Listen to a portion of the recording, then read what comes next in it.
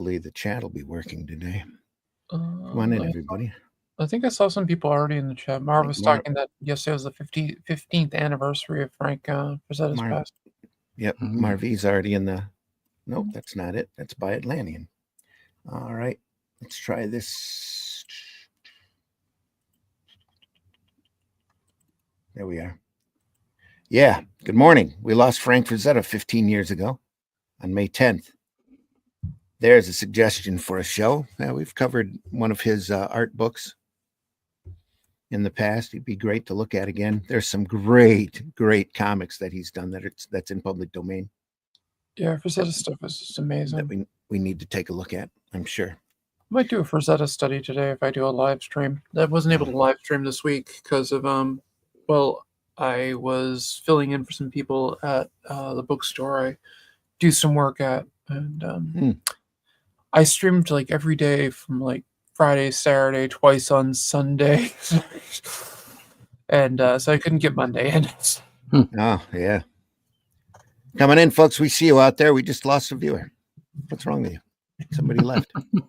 Get back in here. Hit that like button, folks. Going through and changing my Facebook before I go any farther, just because I keep forgetting to do it. And there we are. Glenn is not with us today. He had a little accident. We hope he's feeling better soon. He said he'll see us on Friday. There we go. Now more people are back in. There we are. Yeah. Thank you. Hi, Randy and crew. Oh, well, here we are. Look at that. Hello. Glenn, how are you? Glenn. Oh, Glenn. Are you all right? Not really, but I've decided that you've got to carry on with your life, and I enjoy talking to you guys. So there you go. There you are. Yes. It was good to see you. As Helen pointed out, my injuries don't stop my mouth working. That's fair. I'm sure that was a great conversation. That sounds like my wife. I think I've been told similar things. There you are. All right, folks, come on in. We see you out there. There's chairs in the front of the auditorium if you can find any. Come on in closer to the front. We don't want to be yelling all the way across the hall today. Sure we do. PBR's in the house. Says hi, Randy. Hello to all in chat. Yes. Glad you're here. Oh, and look, Sarah's in zombie mode, but I'm here. To Glenn. Good morning. Glenn's here. That's the noise he made. Ah! I'm going to say you want to try it, but don't. No. All right. Got some great stuff to look at. Sarah says, OMG. My injuries don't keep my mouth from working either, as you well know. Glad to see you, but dang, Glenn, she says. Botrix has correctly joined the channel. Yes. Oh, that's from my side. Glad you're here. Are you Botrix? Botrix is something that I run on my thing, so I could see all the chats in one place because I use OBS. So, because I don't want to pay for StreamYard. And anything you say there can and will be used against you. So, yep. Yeah. So don't worry about that. That's fine. Star Wars today, folks. Glad you're here. Going to run the opening and get stuff going. So here we go. He said scrolling real fast. There we are.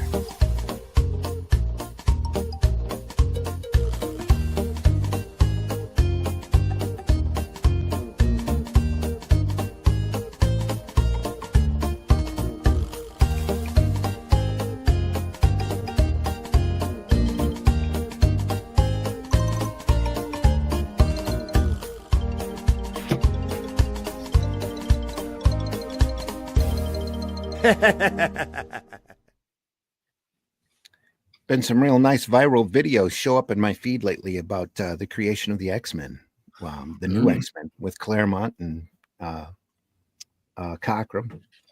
That sounds pretty cool. Quick snippets, very interesting stuff. And whoever's posting them needs to be thanked.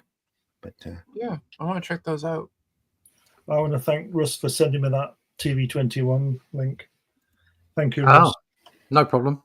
It looked really. I watched or I'd listened to a documentary about the Return of the Saint with Ian Ogilvy. Oh yeah. It just popped up in my timeline, you know. So I put it on while I was drawing, and it was it had what's his name, the original Saint, Roger Moore. It had Roger Moore narrating some of the commentary over the top. It was a really good little piece. There was a moment when Ian Ogilvy was going to replace Roger Moore as Bond because he took over from the Saint. Yeah, Mm-hmm. a moment.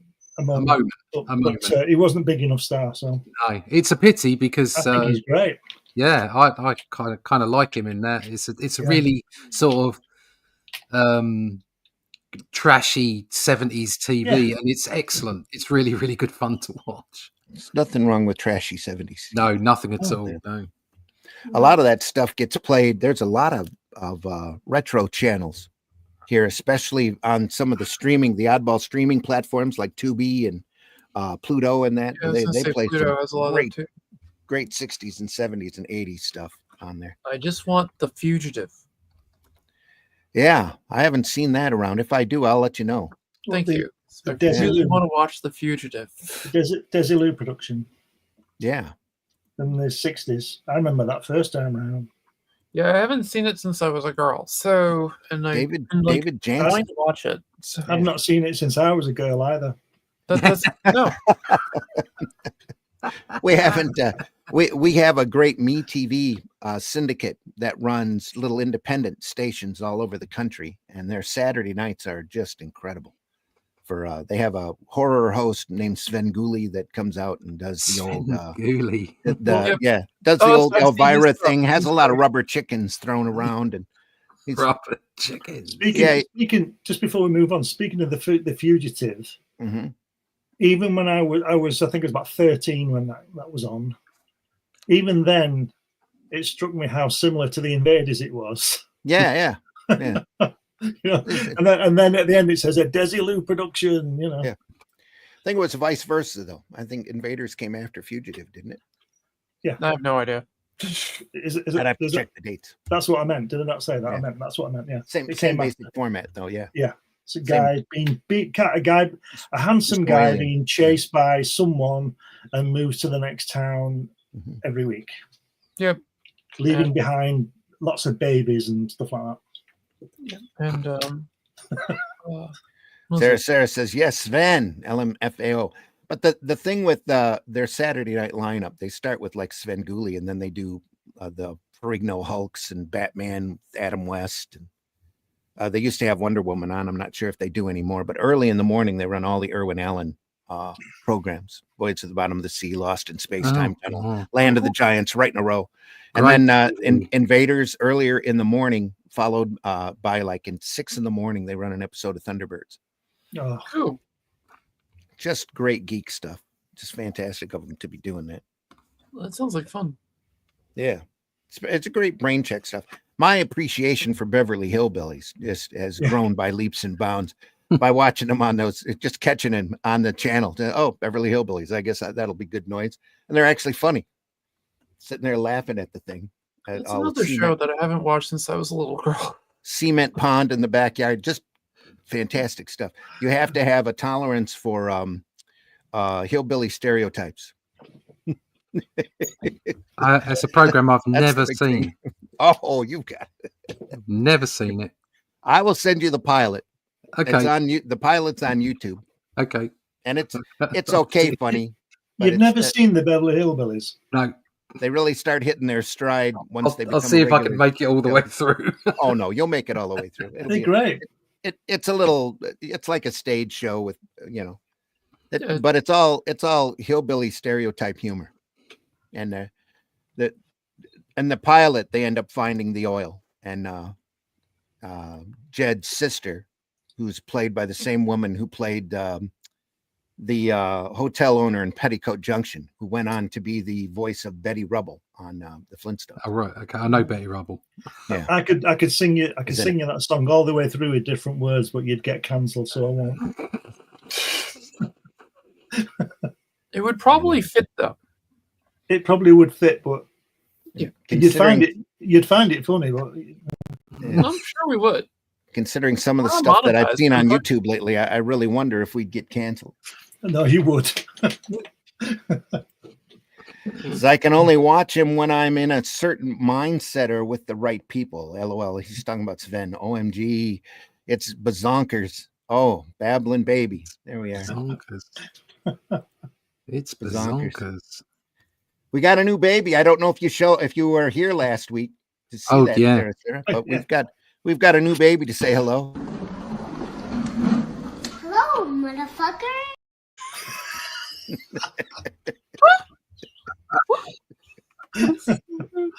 That's terrible.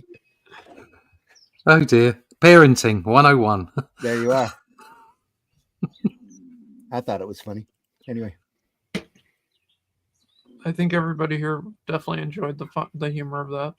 Par says currently watching all of Doctor Who on season 7, episode 12. Only 53 some odd seasons to go.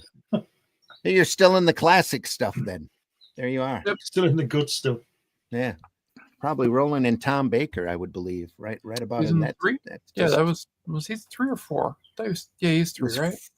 4? 4. Tom No, he's Baker's 4. 4. Yes, 4. And swearing baby, LMAO. Ha ha ha. Yeah. Odd. Yep. That's the mood I'm in with these wee ones. Yeah.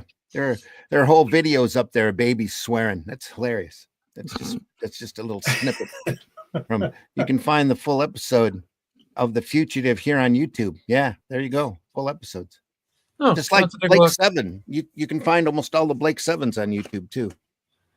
So Yeah.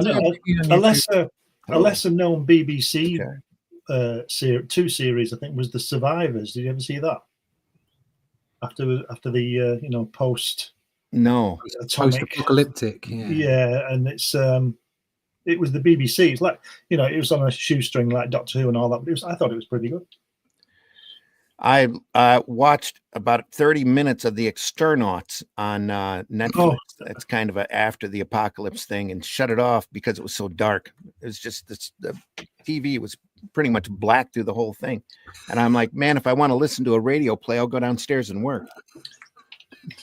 Yeah, I haven't checked that out yet. It's as bad as the last Batman movie. It was like, why are you filming this so freaking dark for? Come on. The Dark Knight. I know you can hide stuff in the shadows easy, but wow. They're probably hiding all the bad acting. Yes, both babies. Those are my kiddos in spirit. Yeah. Some Al Williamson action. Yes, it's coming. It's coming. My mom would shoot me, but it would be worth it with the girl on the bike. Yeah. Star Wars today's folks. I'm your host, Randy Zimmerman, Arrow Comics. Oh, look at what I got in the mail yesterday. No advance warning or nothing. Oh, Oh, I've not A whole got mine box yet. of them. well, you won't get yours till I Oh. get them. I haven't got my print copies yet, so I have not been able to send them out to anybody. So, hey, I'm gonna blow this up so I can show this off. Some crazy artwork by some guy named Russ Leach here. Some nut job. Yeah, some nut job. Just oh my goodness. I didn't see that page before. So What page? it's like Woohoo! page with the feet in the grass. It's like Look, buddy. it's an amazing case of hide the nipples. Yeah, oh yeah, it is too.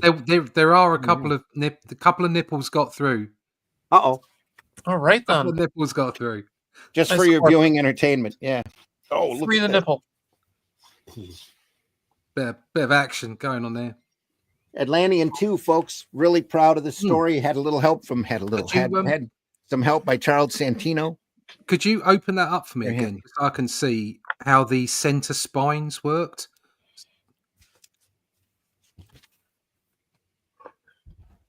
It could still do with some more room, couldn't it? Got a little close there, yeah. Well, I already gave it loads of room, Wow. so it could that- do with it's some that more square next time binding. round. Yeah, That square binding goes in and pinches that. but it's still only see 50 it. pages though. Yeah, even still. It still pinches Was it pretty binding good. that tight is only 50 pages? That's a little bit weird. It turned out nice though. Yeah, it's still a bit close for 50 page, considering I did give it plenty of. I gave it sort of another 50% on the on the spine side. So, woohoo! Check that out. Spread. Yeah, nice. Lovely. That was great, Russ. They could be in a little Rawr. trouble. They could be if they Could weren't Cull and Brawl. Yeah. Glad you're here, folks. Thanks for stopping by. Make sure you hit that like button when you can. Like I said, I'm your host, Randy Zimmerman. You can find my stuff Amazon, Barnes & Noble. We're going to have an Arrow comic store up on fundmycomic.com. I swear we are. Just as soon as I get some time to put it up there. Also joining us this morning, Mr. Glenn Fleming. Glenn, please introduce yourself. Hi, everybody. My name's Glenn Fleming. Glad I made it today. I'm a writer, artist, and publisher. I write books like this one about Jack Kirby, my visit to see him in his house in California in 1988 and 1991. Lots of photographs of me with Jack in this, lots and lots, 40-odd pictures in there. And there's also a film, a documentary I made. You can get that via me, but you can get that on Amazon and New Haven Press, or publishing, whichever one it is. Go to Fund My Comic and you can see my character Hatch, this annotated book, which details the character. Lots of published and unpublished artwork in it. And I haven't got one to hand, but I publish a magazine called Comics Unlimited every now and again, which is a 100-page magazine featuring interviews and articles. And both Randy and Russ have been in there, so check it out on Amazon. There you are. Totally unprepared today, chaps, as normal, but there you go. HR says, I bought a Star Wars Al Williamson comic recolored. Horrible done. Can't look at it. Some colorists don't know how to color canon work. Yep, you got that right, HR. Marvy says, what? I want my copy. Who do I have to slay to get it sooner than the last one? Jack Kirby, A Personal Journey, Words and Pictures will be in my hands next month through a Portuguese publisher. Oh, excellent. Did you know about that? You have a Portuguese publisher? No, I didn't know that. No. Oh. I need to know more about that. I think you do, yeah. That might be a surprise. Nobody asked me. Glenn. Sarah. Also joining us this morning, Mr. Russ Leach. Russ, please introduce yourself. Hi, my name's Russ Leach. I am the artist on The Atlantean, as well as some other stuff that you may or may not have heard of. You can find out more about that, The Atlantean, what's going on over at russleach.com. Sign up for the email list. It's growing every day. It's great. Sign up for that email list. You can also find me on X and on Instagram. Go check me out there. And obviously there's a Comic Book Black Belt YouTube channel. Subscribe to that. I'm nearly at 1,000. It's really good. So anyway, go to russleach.com. All the links are there. You can see my artwork there as well. And you can sign up for the email list there. russleach.com. There we are. Also, Allison the Alley Cat's with us today. Allison, please introduce yourself. Hi, I'm Allison the Alley Cat. I'm on most of the social media stuff myself. Instagram, Blue Sky, Facebook. Not on MySpace. I don't know who is. We're all still on MySpace. We just don't go there. Fair. Listen, but please follow me on YouTube and Twitch because I can always use more followers. I draw comics and other such things and talk with these fine gentlemen on the weekends. At least I try to. If I'm not asleep. All right. Like I said, Star Wars today, the great Russ Cochran reprints, limited to 2,500 copies, of which we have copy number 1,174, I believe it is. Yes, 1,174. Right there, right next to Mr. Williamson's and Archie Goodwin's signature. The signature here by George Lucas isn't real. So, just so you know. Wished it was. It's not. Looks like it could be, though. Look at that. Anyway. All right. Russ did this, collected the set back in 91. Released it in a beautiful slipcase. Fantastic. Archie Goodwin writing, Al Williamson artwork. After picking up the strip from Russ Manning. And I think Alfredo Alcala had it for a little while, a week or two at least, for a little bit. And then Al was on it for like 3 years, I believe. Doing some great stuff. Here we are. Sunday pages take over a full page of the reprint volume, and then the dailies here, 3 pages or 3 days at a time. Reprinted in black and white, so you don't have to deal with that ugly coloring. Yep. Yeah, the only way. HR. Yeah, look at that. Kind of wish the Sundays were in color, but you know, I would prefer them in the original color. But yeah. Ah, they're beautiful, just like this. Just No, fantastic. no, trust me, I do love it. I just Oh, think it'd be kind of cool. yeah. It'd be good if Marie Severin coloured it. There you go. Yeah. She did color this piece here, though. Yeah. They had her color that and the back piece as well. I love that it's the way that she colours Yeah. is it's such a clever use of flat colour. It's always subtle and yet bright at the same time. It's very delicate and yet bold. She just manages to do it, and it's all down to colour choice. It's all down to she's just so clever. And she had so much practice on it. Yeah, doing it. She's absolutely one of the best, if not the best. HR says, yes, colors ain't needed on Al. Almost said AI again. Colors ain't needed on Al. Beautiful snakeage here. Flying dragon snakes. Snakeage. Snakeage. Knuckage. Is that where we left off? I thought we left off at the start of a story. So did I. Yeah. Yeah, I don't remember this stuff. No, No, I don't remember that at all. maybe it was farther back then. Somebody in there changing your bookmarks? Maybe little gremlins working. I remember that girl. Yeah. know We we talked covered about her this. hair. Yeah. Yeah. We're not. It's No, not yeah. too far away. Yeah, it's not far, no. Quick recap for everyone. Yeah, just going through it real fast. You missed last week's episode. You missed 20 No, minutes. with this one, I of, don't remember seeing Luke. You missed 20 minutes of StreamYard confusion. There. At the Oh, start of the yeah. show. Yeah. Oh, that was hilarious. I think that was some of our best work, guys. No confusion today, thank goodness. Oh, no, we're confused. Oh yeah, yeah. Well, that's That's a given. a given. Look at that, Yoda. That's awesome. Yes. I'm looking for the. I know we stopped at a long time ago in a galaxy far, far away. I think we went through this. Yeah, I seem to remember that. That looked a lot like Russ Manning to me. Moving on. Maybe that was where we left off. Right here. It's where we left off.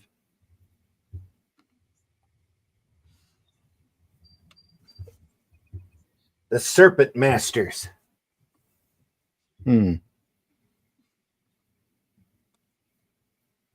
It's Tanith's ship right there. Tanith Shire.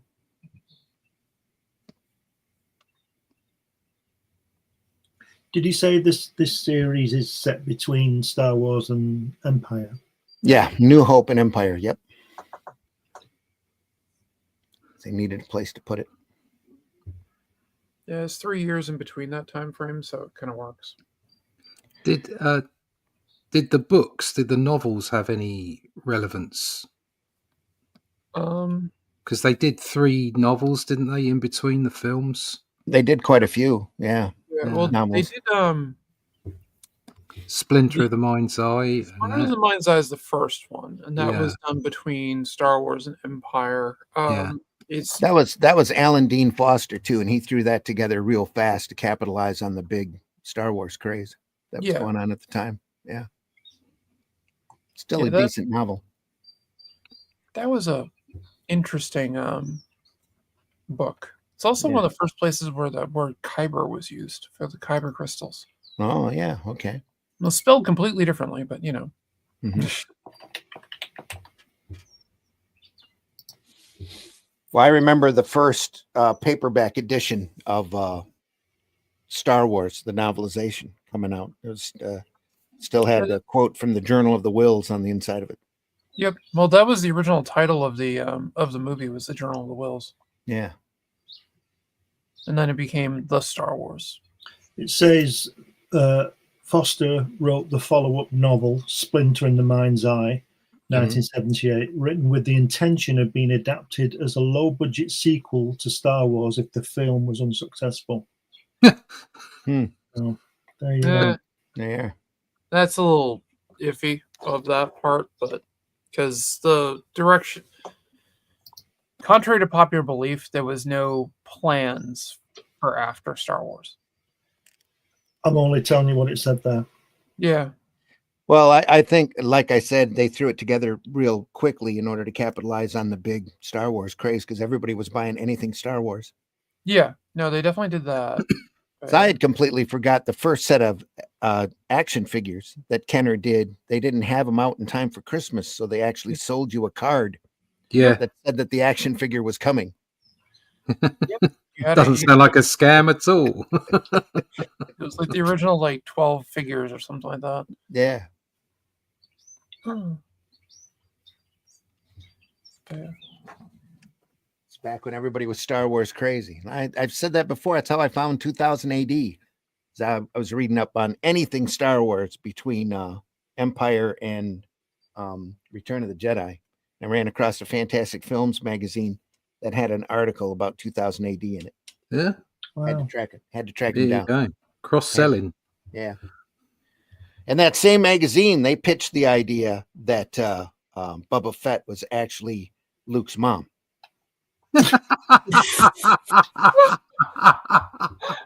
Was he?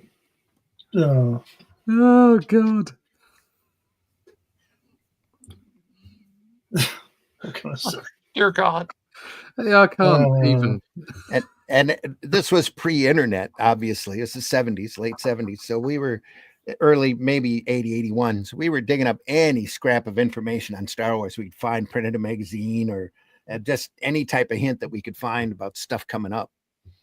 So we were reading all the trade papers and looking at Starlog was running hot back then, and Fantastic Films, Starlog, and Cinefex. Yeah, big time. Big time. It's great stuff here. Look at that Millennium Falcon. It's another great daily here. Al Williamson clearly went to the Jack Kirby school of drawing too many planets floating around, causing havoc. Everybody else's universe is crowded except ours. Yeah. Yeah. That's great.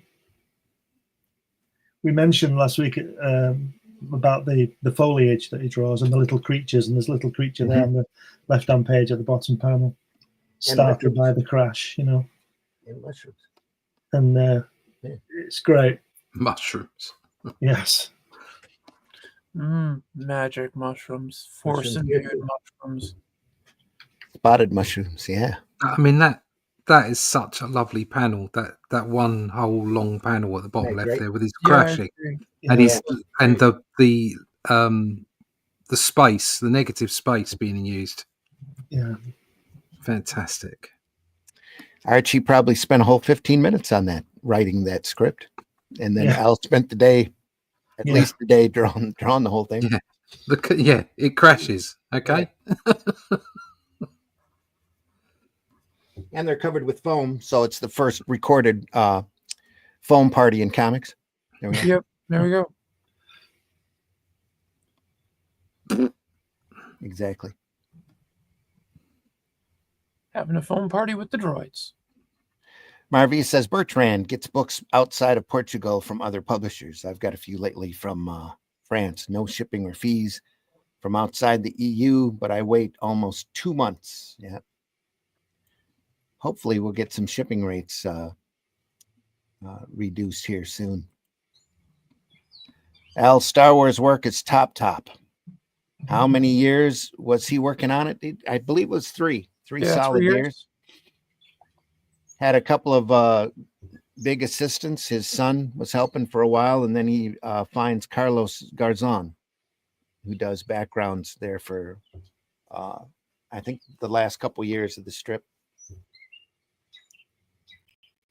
Marvy says, I get comics in English, French, or Spanish if they are from those countries. I only get translated in Portuguese from Portugal, not Brazil, if they are way more expensive than the originals. PBR says, take a shot for each mushroom spotted per page. Pick up. You watch now. Very drunk very quickly. Yeah, you watch. There won't be any now for that 10 pages. Yeah. We'll completely obliterate your Mother's Day. That's for sure. Like, look at that. Early in the morning. Mom, I can use the Force. I took a shot for every mushroom I've seen. Yeah. Use the fork. Look at that. Look at that the top panel and the shadow on his arm. It's lovely. The spot black in there. Yeah. No, on the far left. Oh, here. There you go. Yeah, right there. That is fantastic. Very nice. Leia, why'd you change your hair? But I'm not Leia. Ooh, look at that. Wow. She got hungry and had the cinnamon buns for breakfast. Yeah, probably. Again, that passing likeness for Harrison Ford on the right there. It's like it doesn't really look like him, but it's got the essence of him. It's really clever. Got the swagger. Yeah. It's clever. It's a very, very famous pose, though. Yes. Yep. That's what I'm saying. It's got the essence of him, but he's on the clock. He's not, he's not thinking, I've got to do a portrait here. It's like, it's a comic book representation that's close enough that you know who it is, who it's supposed to be. Yeah, if you were shown that, you'd know who it was. Yeah, exactly. Yeah, straight away. And that's what matters. That's what counts. Yeah. Yep. I love that the two, like, the full panel ones, the one at the top that looks a little phallic, but I kind of like how the shading is on it. Yeah. And then the one with the TIE fighters coming in on the Falcon are great. Yeah, you can hear the noise. Yeah, in your you head. do. You can hear the scream of them going by. Yep.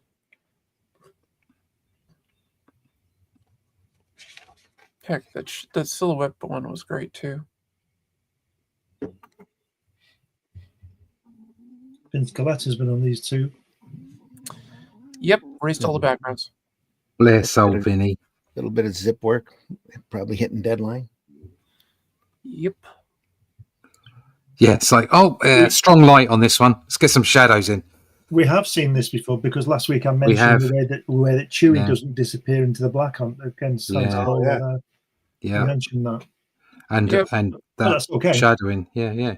Look at that bottom right corner, that your thumb's on now. It's just so cool. You could have at least put some zipatone down there with Chewie. Be like, there, he vanished into the background.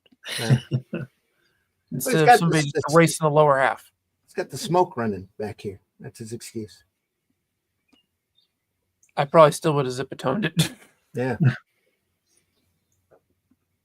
Actually, no, those are dailies. The other one's was in color, so the one on the right was in color. Yeah. So they could have done something a bit different with that one. Again, Chewie's disappearing again. Yep. Yeah. He's being swallowed. Chewie's a bit of a perv. Yeah. Yep. He's just always watching.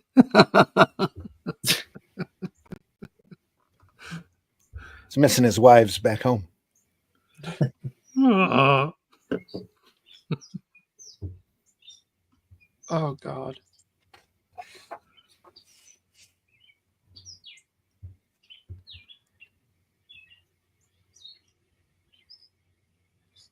Yep, I know what they were saying with this. We need to give Luke a girlfriend. Yeah, yes. Yeah. Stop that whole thing with his sister. Don't think about it. Too late.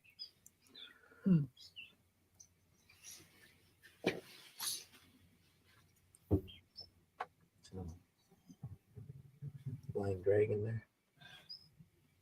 Oh, nice.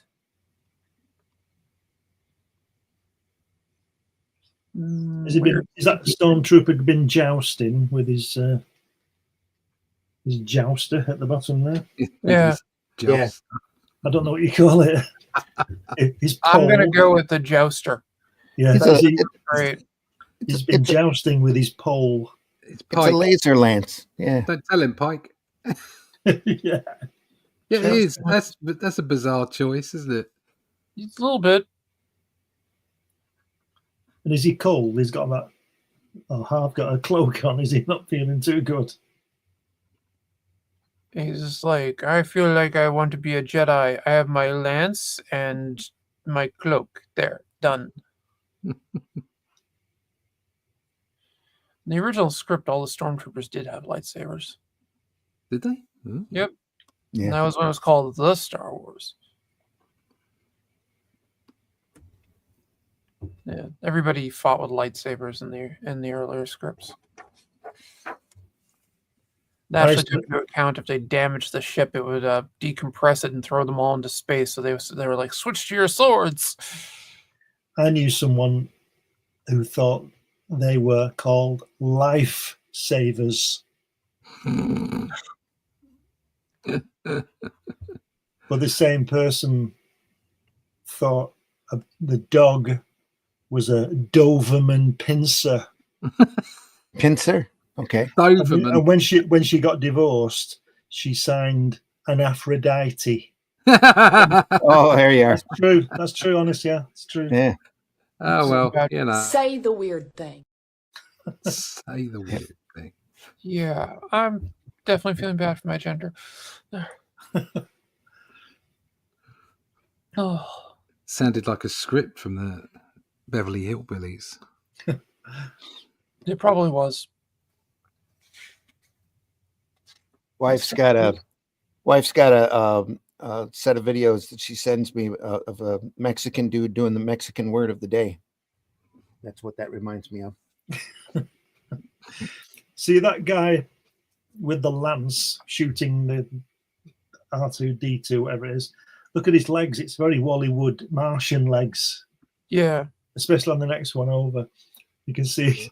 Hey. Yeah, he looks like that guy we saw the other day on the walking out the spaceship. Just when you thought that we couldn't show you this picture again, here it is again. Yeah. With more mushroom. Yeah. With more ribbed boots. Yeah, it definitely. The mushroom in the right place. Yeah. Well, he's got like a rock in front of it. No, I don't know if yeah. Kick the rock out of the way here. Yeah. You just blackened it in is what it is. Yeah, that's that was supposed to be rock. Screw it. All right, there you go. You know what we call that? Deadline looming. It's a chunk of coal. I think the Vinny technique. Yeah, I think he had another project in between this, because if he drew it straight away, he wouldn't have put that other rock there, would he? Yeah. Probably not. I'm just looking that he basically redrew the same panel twice. Same position, yeah. It's gonna light box this thing and go to town. No, pretty much the It's same. different enough. Yeah, I think it's good that it's different. Oh yeah, no. Oh, yeah. I'm just poking fun, but that's. I mean, I love the piece. Yeah, well, that's a Sunday, isn't it? Yeah, the big one's a Sunday. Yeah. And that's the daily. So this is a little recap. Daily. It's just a little recap, isn't it? Yeah, it is. Sorry. Yep. It's like we said last week, the Sundays fit into continuity. Most of the strips wouldn't do that, but Star Wars does. Runs that recap. Rabbit every is Sunday. asking us to play Carl Orff's O Fortuna. O Fortuna. Can you play Carl Orff's Orphan Tuna? O Fortuna. It's in like every like epic movie soundtrack. They played it in Excalibur and stuff when they're charging near the beginning of it. Yeah. You've heard it, trust me. I'm sure. Yeah. Written in 1935, he says. Yep. Yeah. Tuna. Probably all the recordings of it are copywritten, though. So. Yep. We'd probably get our wrist slapped by YouTube if they found it. or the copyright holder ran across it. Whichever symphony was recording it. Yeah. Yeah. YouTube.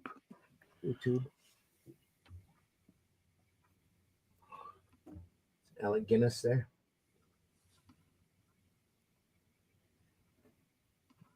Nice snakies.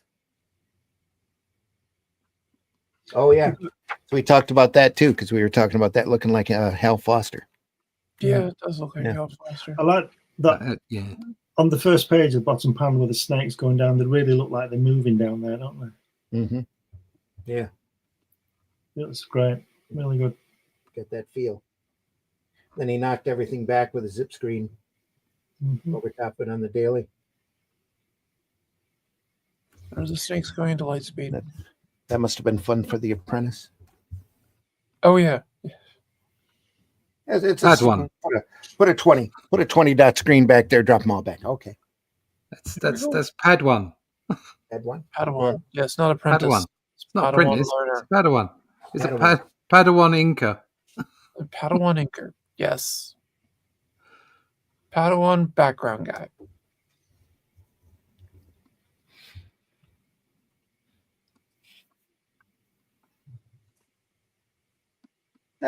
Just dressing to look Arabian. That's alien enough. Tyron just needs a T on the end of his name, doesn't he? Tyrant. Yeah.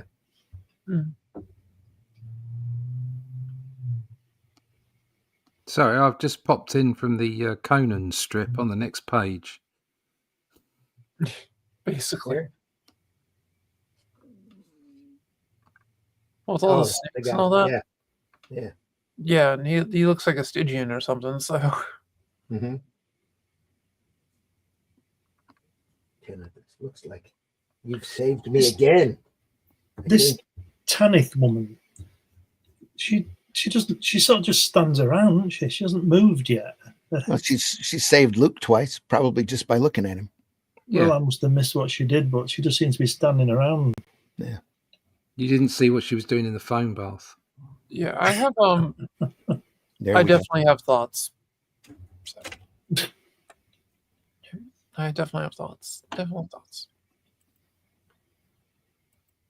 Whether or not those thoughts are appropriate, Never.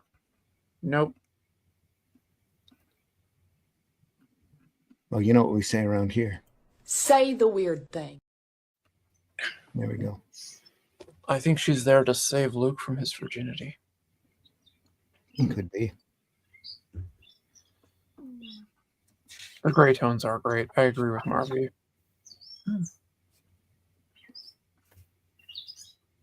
I love when they have the header pieces for it on the Sundays when they show the whole thing. The Vader one with the TIE fighter is great. Yeah, they had the Sundays that they couldn't do that with because of the formatting. They threw them all in the back of the book. Yeah, I love those too. Those are just great. Just Look at those looking when at we get those to them. is Yeah. fantastic. Yeah. Yeah, I think we have seen these pages because they're Scotty. Oh yeah. Yeah. I think Scotty's is back. Maybe that bookmark was right after all. No, possibly. Yeah. Oh yeah, I remember that Obi-Wan Kenobi drawing. Yeah. Mm. Yeah. Mm. Definitely Alec Guinness. That thin line work. Look at this. That's nice. Bespin. Look at that. It's crazy. That kind of looks like the laser gun from Flash Gordon. Yeah, it's got he does sort of kind of 50s and 60s technology, doesn't he? When he's not doing Star Cruisers or whatever they're called, and he's doing his own. Yep. Very practical looking though. Yeah, they're good. See again, that first page, second panel really looks like he's walking against that water, doesn't it? When he's walking away from us, yeah. Yeah. You can sort of see his legs. You know, we all know how difficult it is to walk in the sea or the swimming pool. You know, he really is moving there, and then he swims. That's great. He's just going in and getting further in, and he swims. It's great. That's really good. Really good drawing. I like the zipatone he used on the on his shirt that he's wearing there. That Yeah. it's like a perfect contrast with it. Yeah. A nice shot of him in bottom left getting out of the water as well. Yeah. Mm-hmm. All line work back here. Yeah, it's lovely. Or is it? Is that a screen? Looks like a screen. No, but I think he laid it all in because there's different Wow. patterns to it. As you go in, you can see that. I can kind of see it, but yeah, it's a little hard.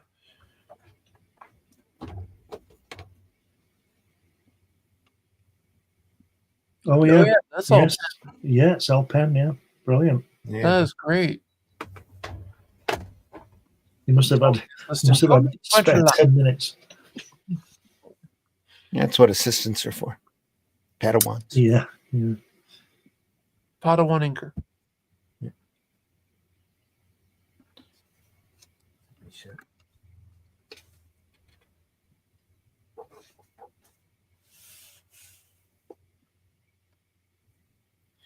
This must have been Al telling Archie, you know, I want to draw some flying dragons. Write some flying dragons in there. Okay. There's this guy I heard about. Seems Quixocoatl. I want to do him. Yeah.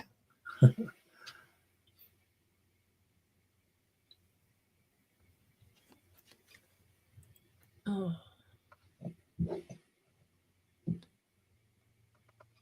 And we'll have this Arab guy controlling them all. No, it's not too stereotyped. Killer says, arg. Got a killer rabbit for his picture there. So I love those gray tones. Marvy says, yeah, we love I completely agree with Marvy. It's a whole missed art. I'm telling you. Zipatone like screen tone. Yes, Zipatone is. I think that's a brand name. Yeah, it is. Zipatone is. But yeah, it's screen tone. Screen tones. I used to use Letratone. Yeah. Letratone. Yeah, same thing. Sheet of the stuff. Like mangaka usually mangaka you use deleter screen tones a lot of the time. They're all the same. Different brands. I can see a sheet of Letratone on my desk 40 years ago next to a pot of cow gum. Cow gum. Love it. Rubber cement. And then wax. Yeah, wax and spray mount. Oh, okay. All right. Rubber cement, because you could wipe it all Yeah. the little. Yeah, rubber cement. I think that's what we call cow gum. Yeah. The only problem is it dried up. So I've got original art now with all the word balloons falling off of it. Yeah. Know what you mean. Yeah, that's annoying.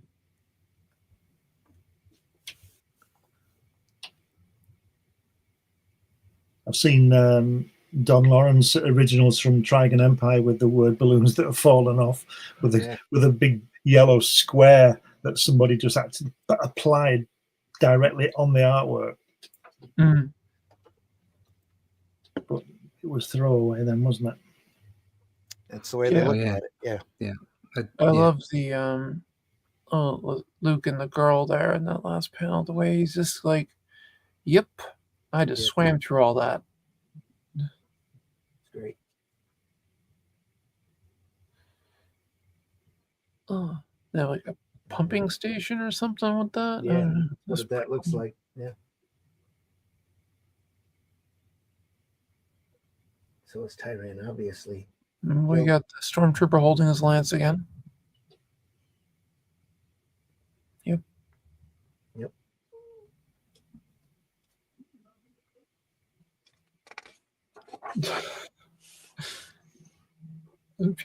Yeah, it sure looks like Al had a Sherman's snakes. He must really like to draw them. I know why. I know why this girl's been introduced, because if she wasn't there, there'd be a lot of thought balloons on this strip. Yeah, probably. Luke would have had to have talked to somebody. Also, you need extra people to kill off, don't you? That's true too. Yeah. Yeah. If you're gonna add some drama, you need to have some real stakes. And if you can't kill off the main characters because they're in the films, then you've got to come up with somebody else to knife. If this was in colour, her jumper would be red. Yes.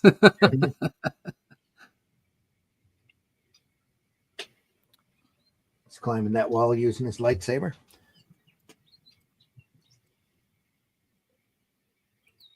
Yeah, that's dangerous. Has he only got one hand, or is he using it?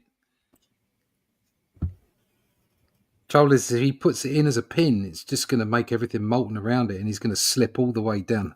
I was gonna say he's just Like gonna he's got a knife in a sail on a pirate ship. He's just going to slip all the way down. It's literally a hot knife entering butter. Yeah. I can't make it up there. It's a lightsaber, 10th weapon of the Jedi Knights, almost forgotten in an age of blasters and consequently overlooked. But using it to cut handholds, I may be able to climb to where the droids are stored if the Force is with me.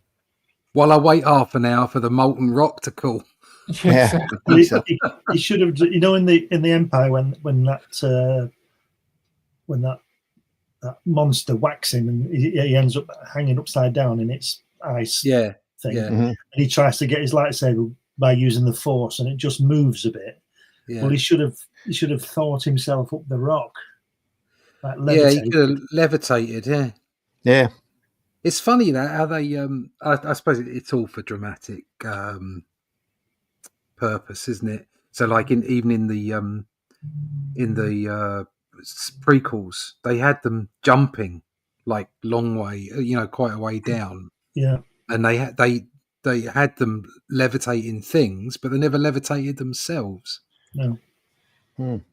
No, we didn't get that to the sequel trilogy when we had Leopold and Mary Poppins in the last. Yeah, no, I'm not. That shit doesn't count. I'm never watching that stuff. And when you think about it, even Daleks levitated themselves. Eventually, they evolved. They evolved. Once they had to climb stairs. Yeah, that was brilliant. That was brilliant. That episode wasn't it? That was great. And don't worry, they can't get down the stairs. Yeah, and it just lifted itself up.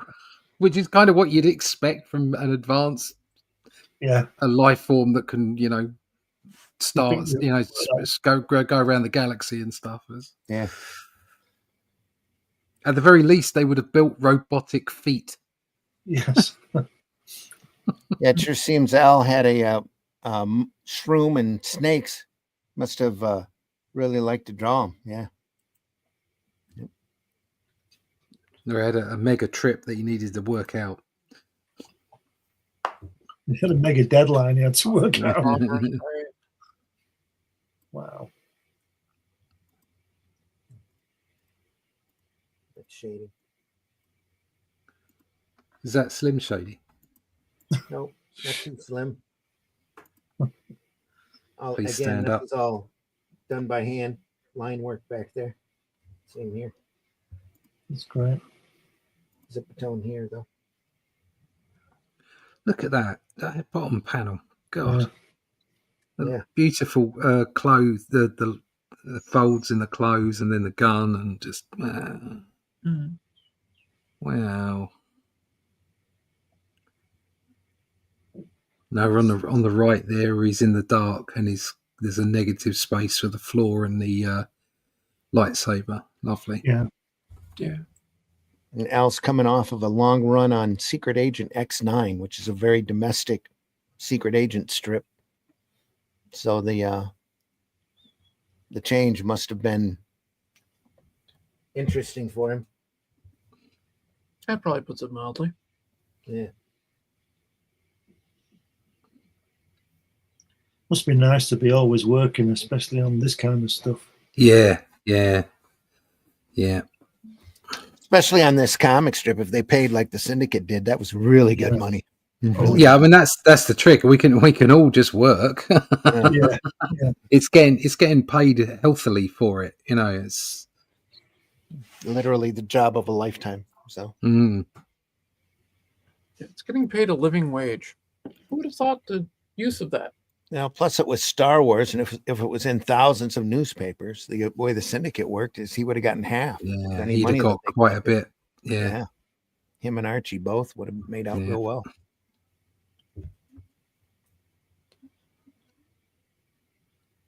Did we establish last week who the letterer was? Yeah, we did. And I Yeah. can't remember the guy's name. Ray West, I think.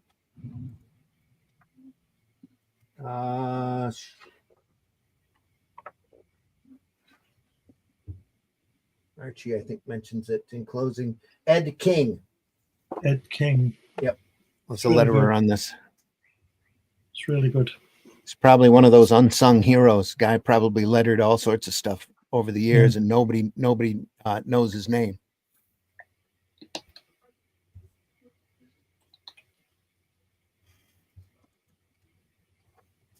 Very professional. But it doesn't hurt your eye, does it? No.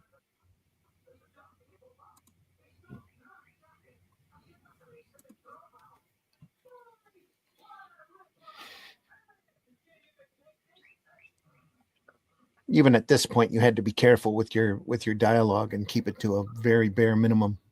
Yeah.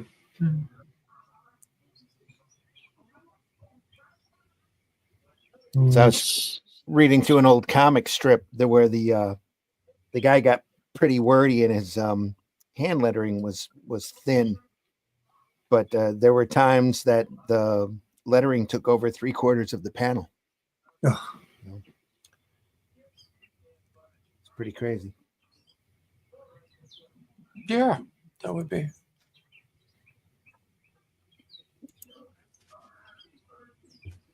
Old Western daily comic humor strip called Tumbleweeds. It's a lot of fun. Very, it's really a strip you would never see out now because it had every Western stereotype in it that you could imagine. It's still really funny.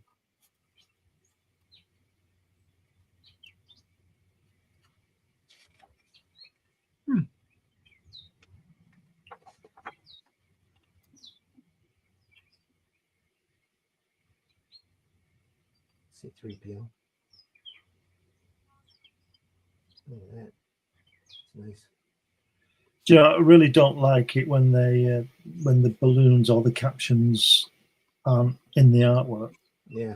At the bottom right, the way the line is not there. I don't like that. Yeah. Just my choice. I don't like that. No, I agree with you. It's a stylistic decision. Simonson does that a lot with his work. His Thors and Star Slammers were really like that. Just about everything was crowded up to the panel border, and then the line was wiped out.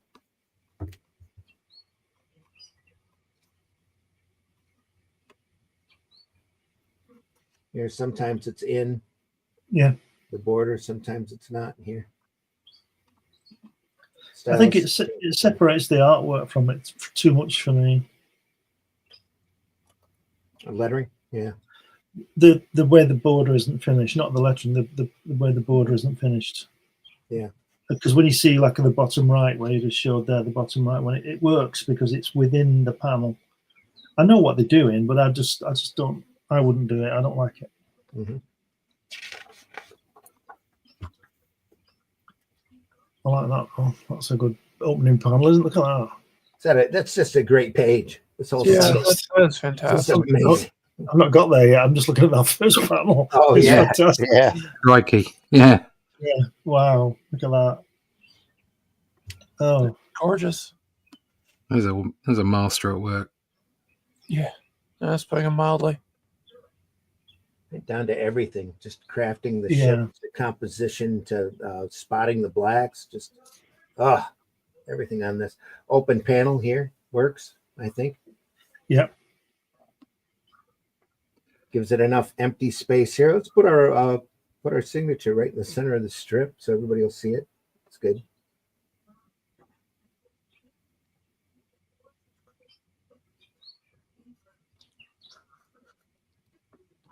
First panel on the right page. Yeah, I like that. You get the Cicado thing flying out or something, and that looks cool. Actually, I like the whole mountainous thing where they're riding the flying snakes. Yeah. I think Jim Cameron was looking at this when he was doing Avatar I'm Probably. sure. with that flying creature thing. If not consciously, then subconsciously. Absolutely. You know, he Yeah, read he all doesn't- this stuff. He doesn't seem to have any problem with stealing. So Yeah. What, you mean Last of the Mohicans with Smurfs? no, he's doesn't seem to be that bothered about AI, does he? Yeah, I think he'd quite happily lose all the creatives and. Did he? I heard. I've seen Avatar, Mhm. and I heard that he wasn't doing the sequels yet because the effects weren't good enough. But he's done 2. Is that right? Avatar 2, He's done Yeah. 2, yeah. Two's Yeah, out. Weird water. and he's working on 3. Is that right? 3 and 4 at the same time is what I understand. Right. Yeah, and I think there's supposed to be 5 of them. Yeah. Right. Mm. I enjoy them because they're pretty. I enjoyed the first one. The first one I liked a lot. It was too long.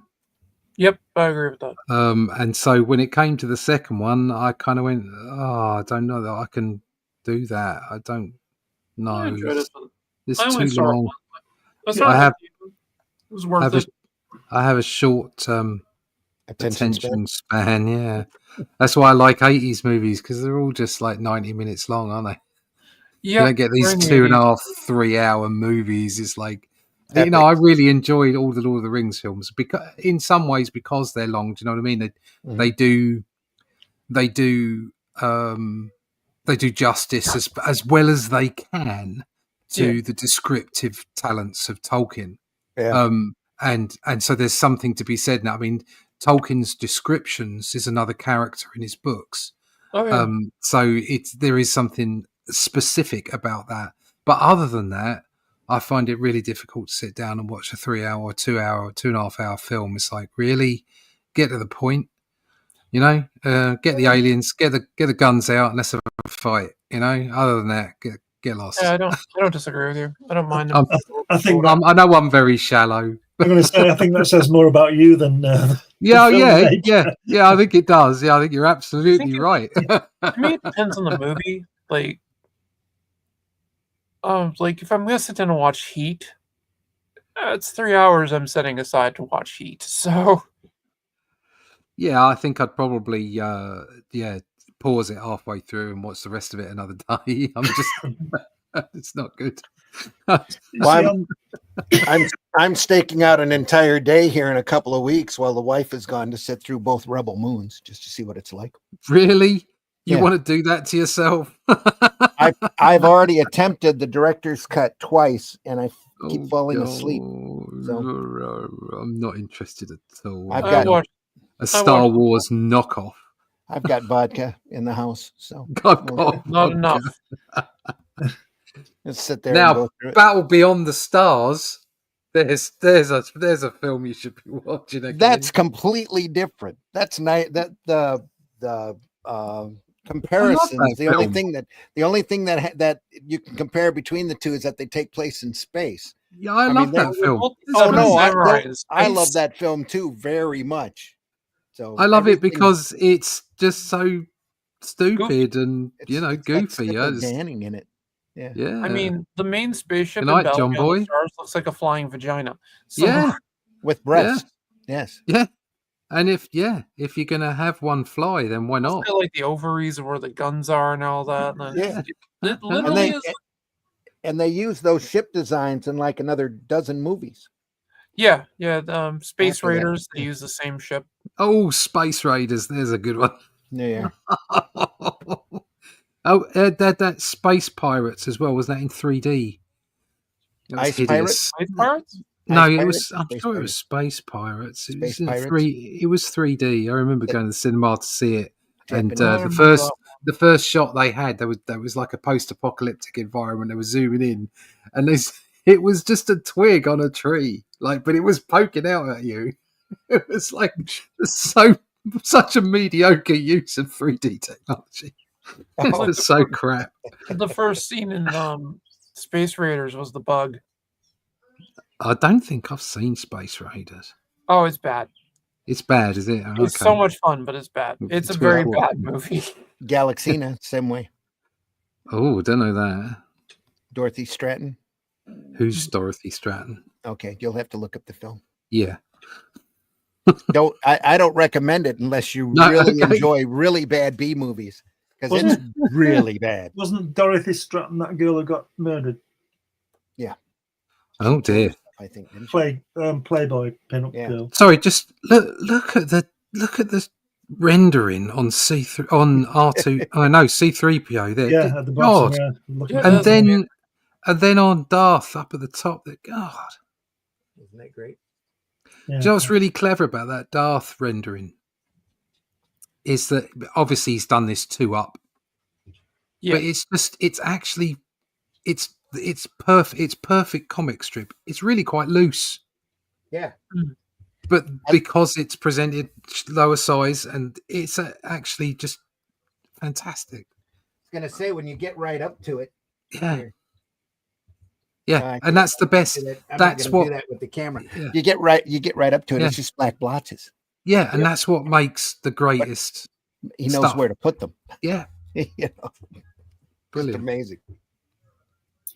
You know, somebody ought to produce either a TV program or a book or both about how this particular strip came about and everything, and do it with all the other stuff. You know, showing pencils, showing people working. They probably can't do that because they don't have the footage. But Yeah. do you understand what I mean? And they Yeah. should reproduce them at the full size, so Mhm. we can see. You know, but they're not going to do that, are they? No, I think it's only there's us any- that's interested. Yeah. Yeah. I don't think there's any artisan editions out like that. No. I'd love to see an artisan edition of the Flash Gordon adaptation. That Oh, would be Yeah, interesting I would love to see that. in black and white. That would be crazy good. See, I often wonder. I don't have a lot of original artwork. I've let some go now, but I don't see how. I don't know. Well, I don't know whether this is true or not, but I get the impression that somebody somewhere owns all this artwork, and it'd just be sitting in a drawer somewhere. yeah, So I imagine it's just an investment rather than an appreciation. Yeah. Yep. I'd say And so. I might be wrong about that, but I would just like to see some kind of book at it full size. And if it's 50 quid or 100 quid, I'm going to buy it. And I know people can't afford that, but I can. So let me have it. I don't care about you lot. I know this set was 125 back when it was out in the 90s. Woo! Wow. That was back then. That was one of those if you have to have it. Yeah. Sometimes can buy just it. got to have it. Like, Yeah. okay. Yeah.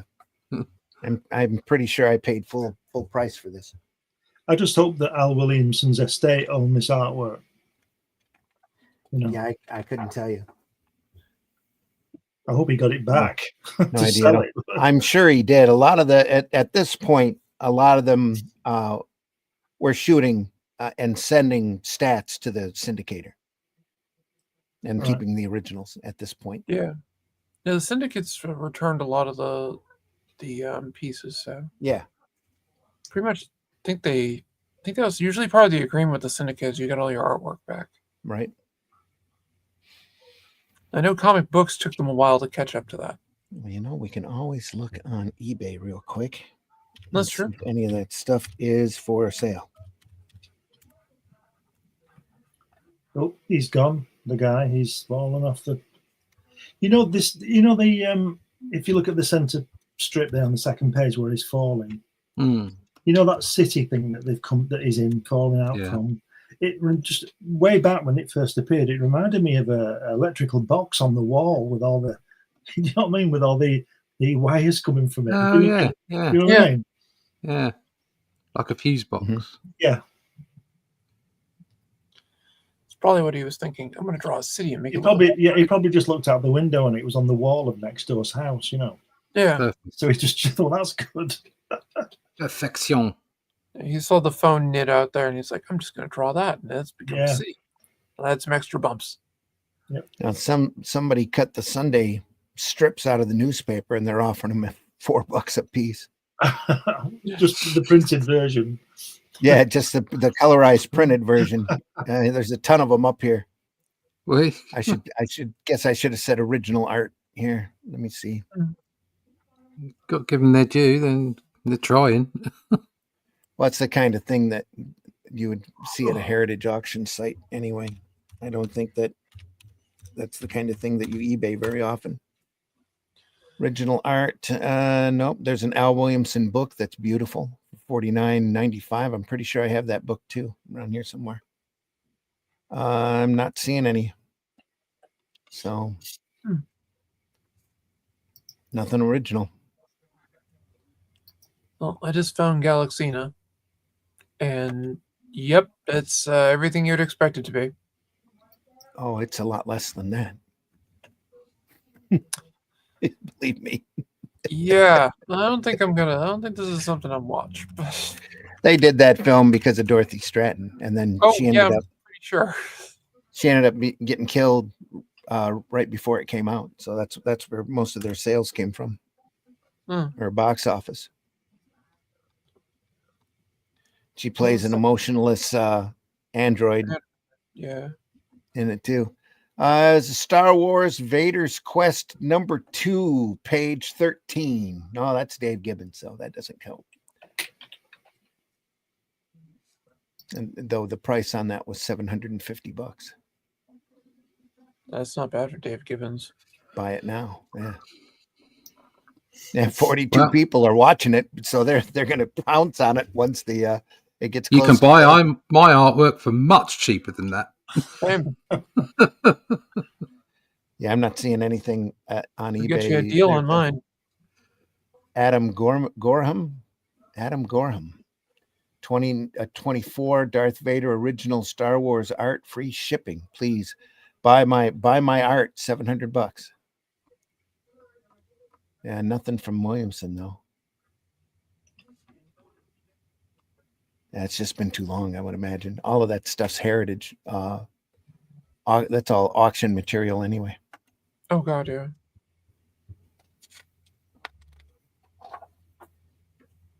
Oh, look at that. It's like a Dune, one of the worms. That's out of Empire right there. Yeah.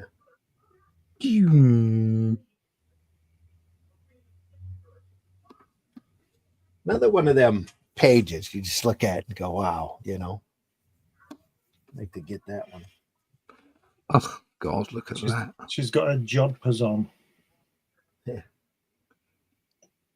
That looks like the thing that came out of the asteroid. And Yeah. Oh yeah, it is. it is. That's Yeah. exactly what it is. Yeah. Yeah. Oh, I see. Because it's the header. All right. Okay. This is no cave. Let's see, 3PO here. There too.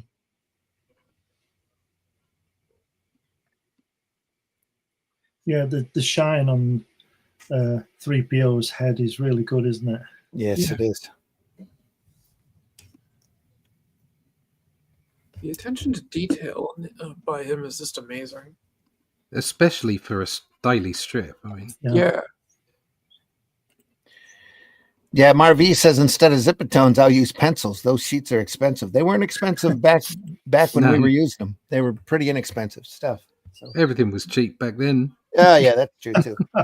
That's true. It was cheap compared to now. I mean, I had a hard time affording Zipatone when I was in high school, but I didn't have a job. So, yeah. I've still got some sheets of it left. I don't know whether it works or not. I think I've got some floating around here too. Yeah. Yeah, Is about still 40 sticky? years old. oh God. Who knows if I they're have still sticky. I have some deleter tones around someplace, but not a lot. I remember going to get them downtown Flint at Flint Architectural Supply. Was the name of the business. They had an entire wall of little thin boxes that were filled with Zipatone sheets. All sorts of different textures that you can imagine. Just crazy stuff. I don't know. I think they were $1.25 a sheet back then, maybe a little more. And the sheets weren't small. No. They were about the size of a Lego pad. What is that? 8.5 by 13. Yeah, that sounds I right. think. Yeah. And you could get them bigger, and those are really expensive. Yeah, you could. That moon is great. Another great Oh, yeah. centerpiece. And the lighting on The Star Destroyer. the captain there. Oh Whatever yeah, it is. no, that's great. Yeah. Me too. I love his depictions of the Star Destroyer. Yeah. All of them are great. Yeah. And he's got like the space cab flying in.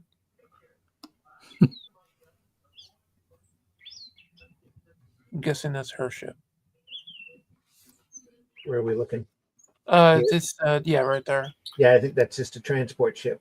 Her ship crashed on that planet, had the little tanks Oh, right. underneath it. Yeah. For me, The one the best.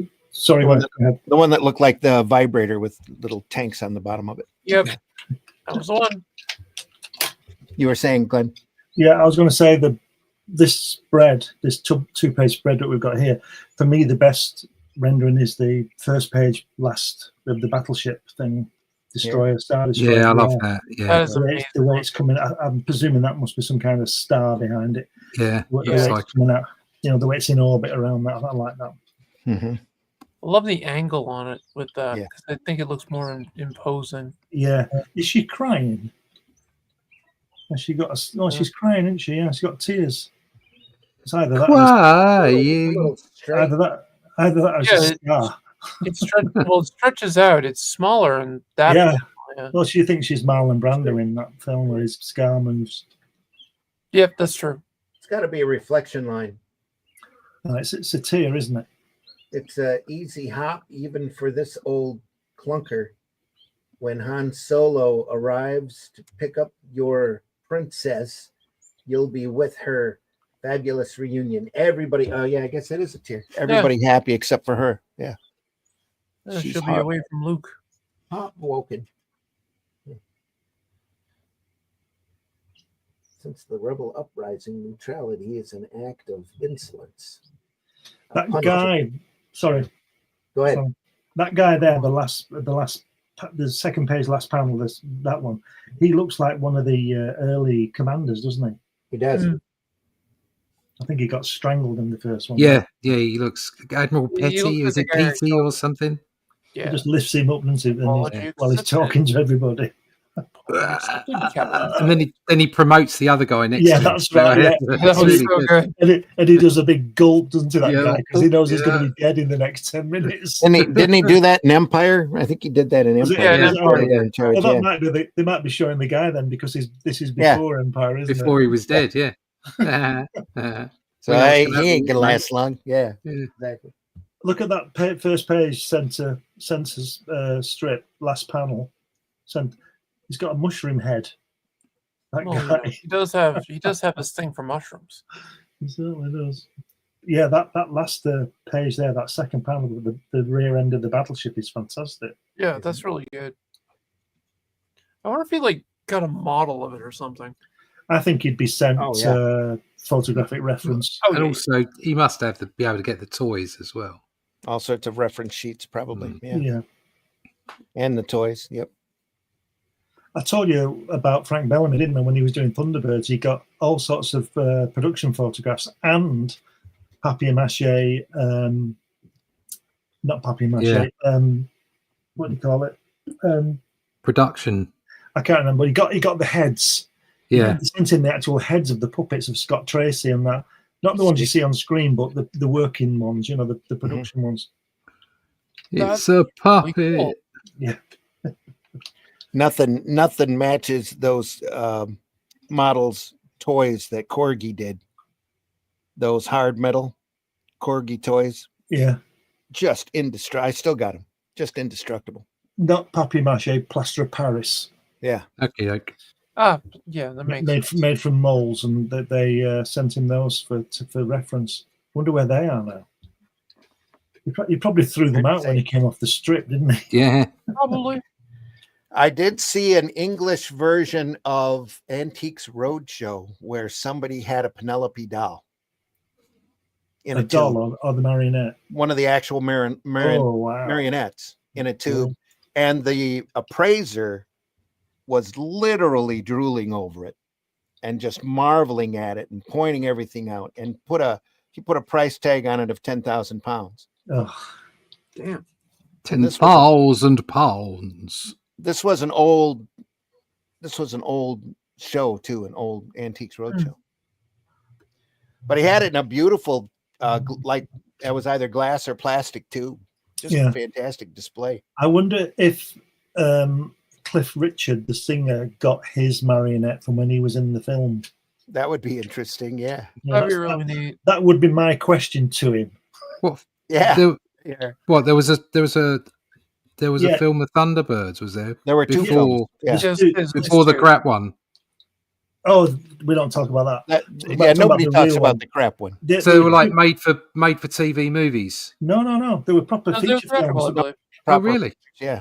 Oh, Thunderbirds Are Go and Thunderbird 6 were the titles. And Cliff Richard was in it. Yeah, had his band. Yeah. I didn't know that. That's brilliant. Well, it's kind of like, do you know the scene with Dan Aykroyd and Indiana Jones and the Temple of Doom? Which one's that? No. It's the second Indiana Jones movie. Yeah. It has Dan Aykroyd in it for one scene. Once you see it, you can't unsee it. Oh, okay. Is that the one with the short rounding? Yes. Yeah. It's that one. Is it when he's eating? Nope. But you're close. Actually, it depends what part you would say. It's in the beginning. In the beginning. Okay. I know the beginning opening, the opening number. Yeah. The girls there, it's the only time Kathleen Kennedy was in a movie. She was one of the girls that was dancing. Yeah, she was one of the Kate dancers. Capshaw, yeah. I think she was also the assistant producer on the movie. Yeah, she was. Yeah. Basic coffee fetcher. So do a little bit more than that. Yeah, they fetch tea too. Yeah, there you go. That's fair. Made sure the catering was right. They take notes so that they can ruin the films later.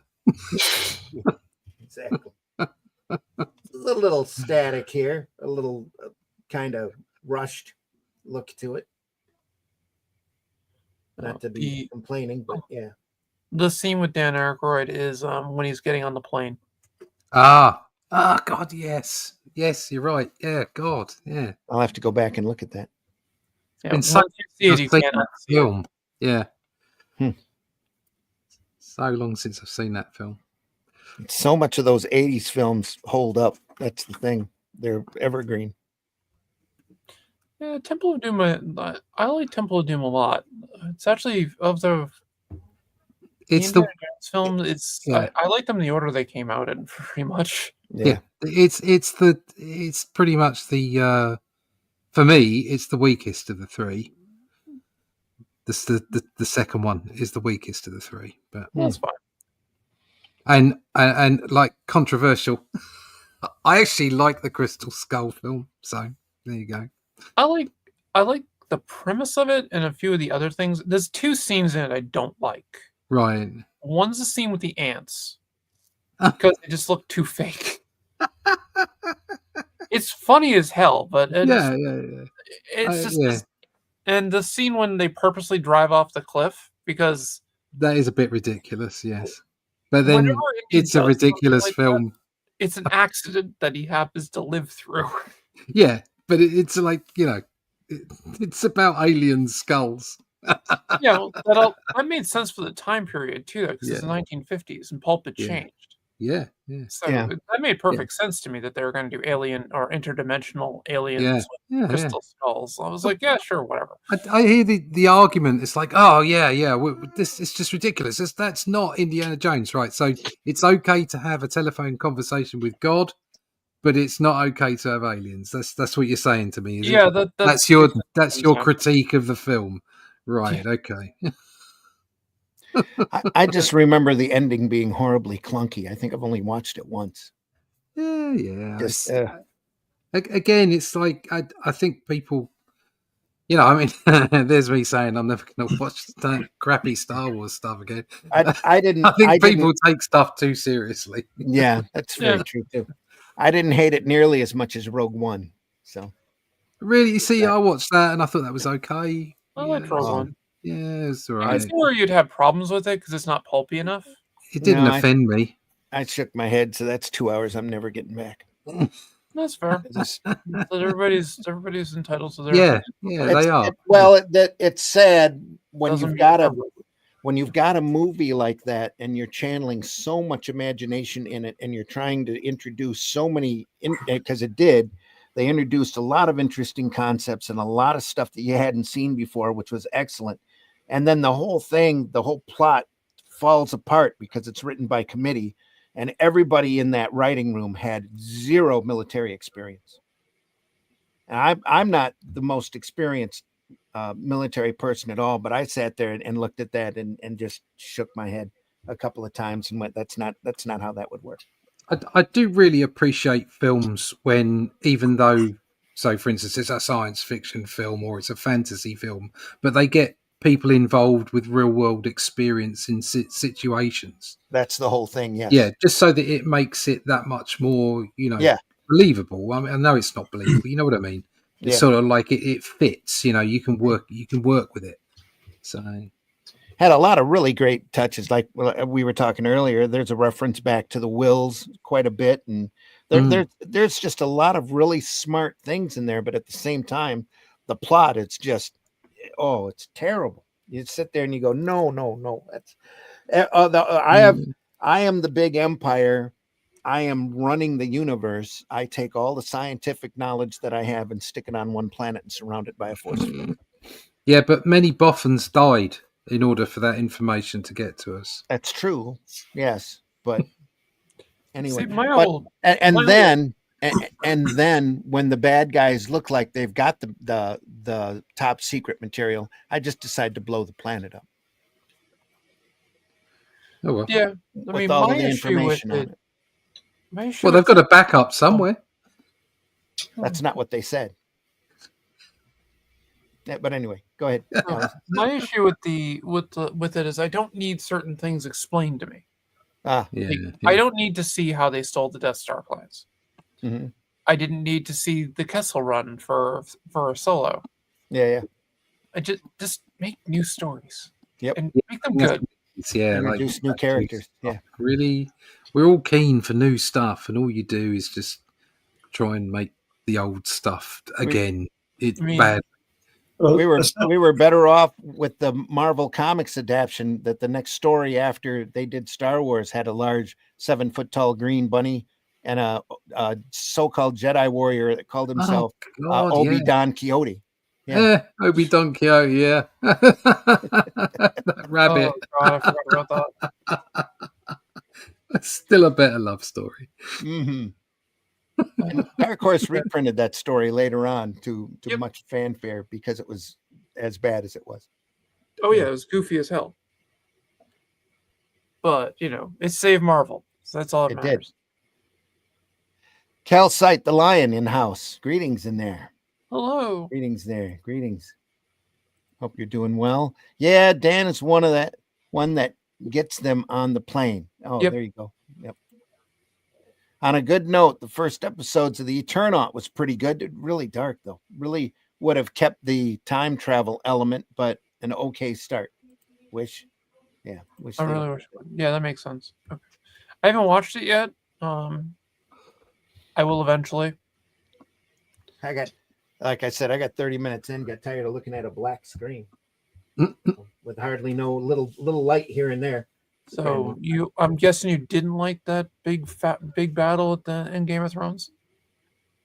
I didn't watch all of Game of Thrones. I watched it all up until the last season, and then I haven't watched any Game of Thrones. Yeah, keep it that way. Yeah. Yeah, I understand. I was better off. Yeah, The first few But- seasons were okay, but I devoured the first book. Oh, I read all the books. I love them, and I'm never getting any more. You're done. I accept the TV show as my ending. Yeah. Okay. It's just Lord of the Rings with tits, isn't it? Oh yeah, that's exactly what it is. Adult theme. Yeah. stuff. There's some things that he was talking about with the wall and Well, it was all the characters being forced, all the fantasy characters pushed north. well, it was That was a kind of interesting. it was a response to Lord of the Rings because Jon Snow is effectively his response to Aragorn. Right. And Aragorn is not a hero. Oh, no, I'm sorry. No. Jon Snow is not a hero. Yeah. Right. That's something that the TV show kind of got wrong. So I thought the concept was fascinating that they had gone an entire century without magic. yeah, And that it was just gone. It was history and the stuff of legends and all of this. And then suddenly a direwolf family pops up that, and Yeah, it was- they it start was thinking, below oh, yeah, it was beyond the wall, and they're like, Yeah. all that stuff is beyond the wall. well, 'cause stuff there's of like legends, because giants. they hadn't seen anybody on the other side of the wall for decades too. Well, So, they've seen the Nothing. wildlings. Wildlings would come. yeah, That's nothing. We've gone almost 20 years now without any original entertainment. Well, there's that. that's true. Nothing's original anymore. Unless you talk about the bad parody reboots. Like I said, Pizza 33 in the house. Hello, Pizza. Hope you're doing well, Pizza. man. I could use pizza. pizza. Everyone dies in Game of Thrones, LMAO. The intro was very cool, though. Each time they found another location, it was added to the map with Yep. music. Yeah. Yeah, every episode told you where things would be set based on where the map went to. All right. Okay. It's different. Bottom right panel and the star and the rings of trash orbiting it. Awesome stuff. Yeah. Yeah, that was really cool. Yeah. The different shots of the Falcon over there are great too. You Yeah. get the rear view, you have it dodging the TIE fighters and things. That's really fun. Mm. A nice drawing of Peter Cushing here. Yeah. Lovely. Right, too. Nice. Thanks for getting us back on track. Oh, There. Pizza asked who drew this. Is all Al Williams. Yeah, it's all Al Williams. Yep. Williamson. Al Williamson. Yeah, Al Williamson. I think I wrote Williams in my thing. I meant Williamson. I'll correct it later. Kaiju, what are you up to? Yes, you little creep. Come here. Sarah says, I have the books, but then found out there were 2 prequel books, so I haven't even read them yet. I haven't read until I those. have those. Yeah.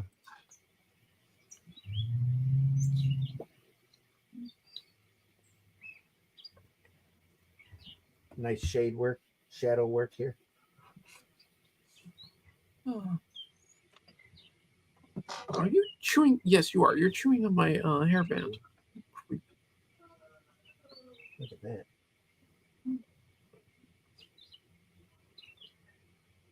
Because it's Yeah, too late lots to avoid meeting them. Yeah. Coming up to the end of a tightening the schedule again here. More spotting of the black, less Yep. detail. More space scenes. More It space, says- no stars. Looks nice in black and white. Back then, the majority of the comic strip daily strips were in black and white. They were printed Yeah. in black and white in the newspaper, and they were a lot smaller than what we're looking at here. Yeah. That's why the lettering is so large. Yep. They didn't add color until probably late 80s, early 90s. Even then, the dailies were pretty much always black and white. There we are. Cheaper to print. Yeah. That dewback riding stormtrooper is really cool. Oh yeah, but that whole page, The whole Yeah. page is amazing. more detail. It is. Stormtrooper steals it. Yeah, it does. Does. Love the hair. Sarah says, so Allison, are the Game of Thrones novels even good without the 2 prequel ones? I haven't read the prequel ones, so I'll say yes because I really enjoyed the novels. Yeah. I also read them as they were coming out, like starting in the 90s. Hmm. So, I mean, A Game of Thrones, A Clash of Kings, was it Storm of Crows, the third one? I forget. forget the order, but yeah, they're yeah. good. They're good reads, and they're written a little bit differently, because they're all written from perspectives of different characters. They're not like chapter one. The first one's like Eddard Stark. It's like the first chapter, and it's told from his perspective. And just remember, none of the narrators are 100% reliable because they're giving you their impression of what's going on. Right.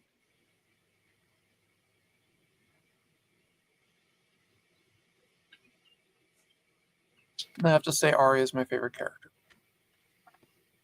Yeah. I could see that. Followed closely by Tyrion. Mm-hmm. Who had I a think lot my larger, issue with who had a larger scar in the book than he did in the he on was the like show. lost most of his face in the book. Yeah. But yeah, they didn't want to keep doing that makeup job. No.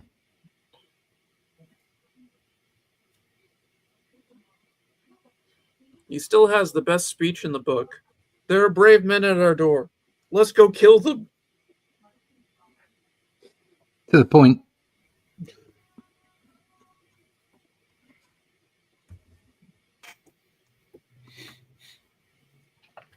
I think the second book might have been my favorite. I didn't get very far into the second book. The Battle of the King's Landing was great. With the The show didn't do it justice. dragon's breath, is that what they call it? Dragon's blood. Little globes that they had. Oh, Sure. Wildfire. Yeah, Greek Wildfire. fire, basically. Yeah. Yeah. Yeah, that was awesome.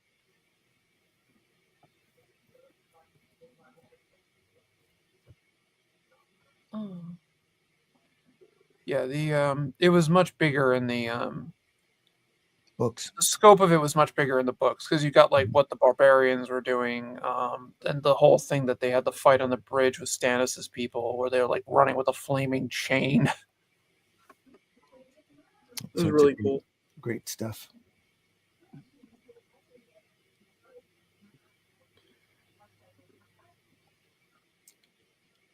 And she says they've been sitting on a shelf, the main ones.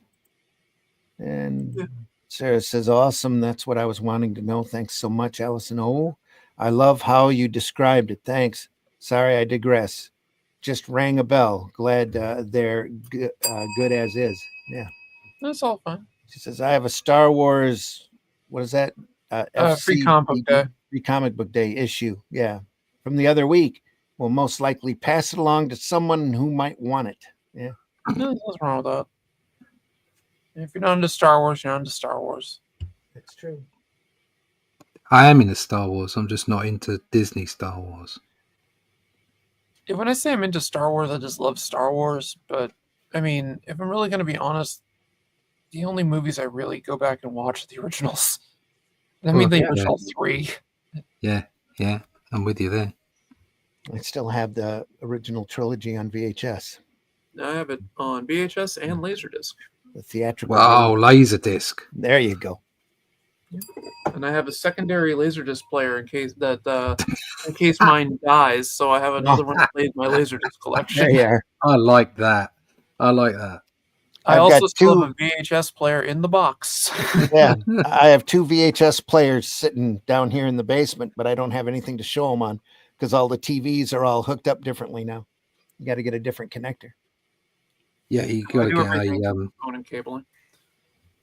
is it RV or something? Yeah, get a It's, much older TV. Yeah. Mhm. Well, you can get it connected. You can get a connector that will go into a HDMI cable. Yeah, Yeah, or if you have component cabling, you can do it that way too. A lot of HD TVs still have component inputs, so it only does up to 780p, I think. But with the VHS player, who cares? Who cares? You only need 420 anyway, don't you? At best. I think you can do 480i. It's Right. like the highest that a VHS player can do. Like a DVD player could do like 480p. That was like a Really? big deal. really miss the old Radio Shacks. Anyway. I used to know more about that stuff when I worked for Verizon because I had a code for it. But now with the free comic book day issue was meant for whether you guys or someone in the chat or in other channels might want it. It's not that it's cool too. Yeah. It's not your thing. It's not your thing. Mushroom count sitting at 11 shots. Way too much whiskey in the morning. I'm fairly certain I'd be 6 sheets to the wind by now if that was the case. I'm a cheap date when it comes to alcohol. Should make for some really interesting programming, though. Oh, yeah. No, you think I'm funny now? We should. I think I'm really funny when I'm drunk. Late night drunk kayfabe stream. Yeah, there we are. I'm willing if you guys are. Every time we see a mushroom, we take a shot. I think the mole on that guy's face is going to count as a mushroom if I'm that drunk. Molly, molly, molly, molly, molly, molly. Look at that. Nice work. That's cool. Is he sort of a proto Vader? He's in a spacesuit. Oh, I was just looking at his face. He's got one of those little training balls flying near him or something too, I think. Yeah. I think he's a Judge Dredd cosplayer. Probably. Who looks like a cross between Harold Wilson and Richard Burton on the other page. Harold Wilson. Oh, there was something else that was different in the original script of the Star Wars. Was the when the Wilson was in it. On the ship, they the rebels are using those training balls as basically automated weapons that are flying around and shooting at them. Yeah. Oh. This is not a mushroom. PBR, just so you know. That's a David Bowie track, isn't it? It looks kind of mushroomy to me. Is it? I have no idea what it is. I'm just saying. Looks like a snake. Oh, it might be a big mushroom. There we are. It's a big egg. It's the guy. It's not a mushroom. It's that. It's the alien on Dark Star. Yeah. Oh. Yep, that's probably what it is.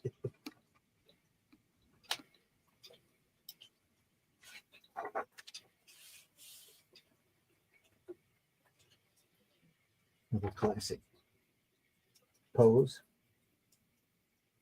Now, is that an explosion or is it just things orbiting a star? It's a thing's junk pile orbiting a star. Yeah, that's what I Rings, thought. yeah.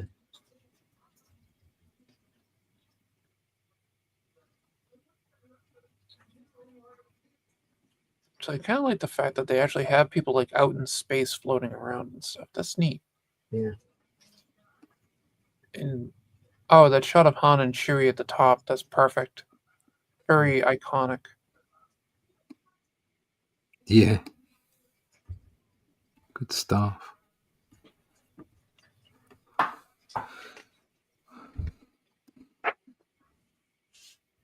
Oh. That might be that's an egg. It's an egg. I said it was an egg. Is it a snake? Egg. Egg. Snake egg. Snake egg. Yeah, Snake egg. Flying dragon snake egg. Yeah. I think Archie Godwin just finished reading Dune when he wrote this, and the guy's called Arrakis. Probably Yes. That's a good name. Is the guy in here called Arrakis? Yeah. That's his name, Arrakis. Oh, this guy? Yeah. Excuse me. Yeah, it is. Yep. Huh. I didn't intend to wait carefully or cheerfully while the collapsed star we are circling sucks us into its center either. Yeah. Oh, it's a black hole. Which would be in about 20 million years, but we'll forgive him.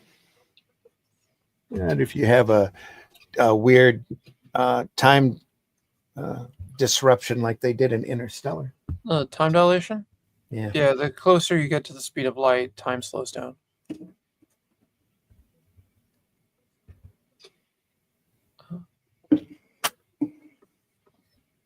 Yay, special relativity.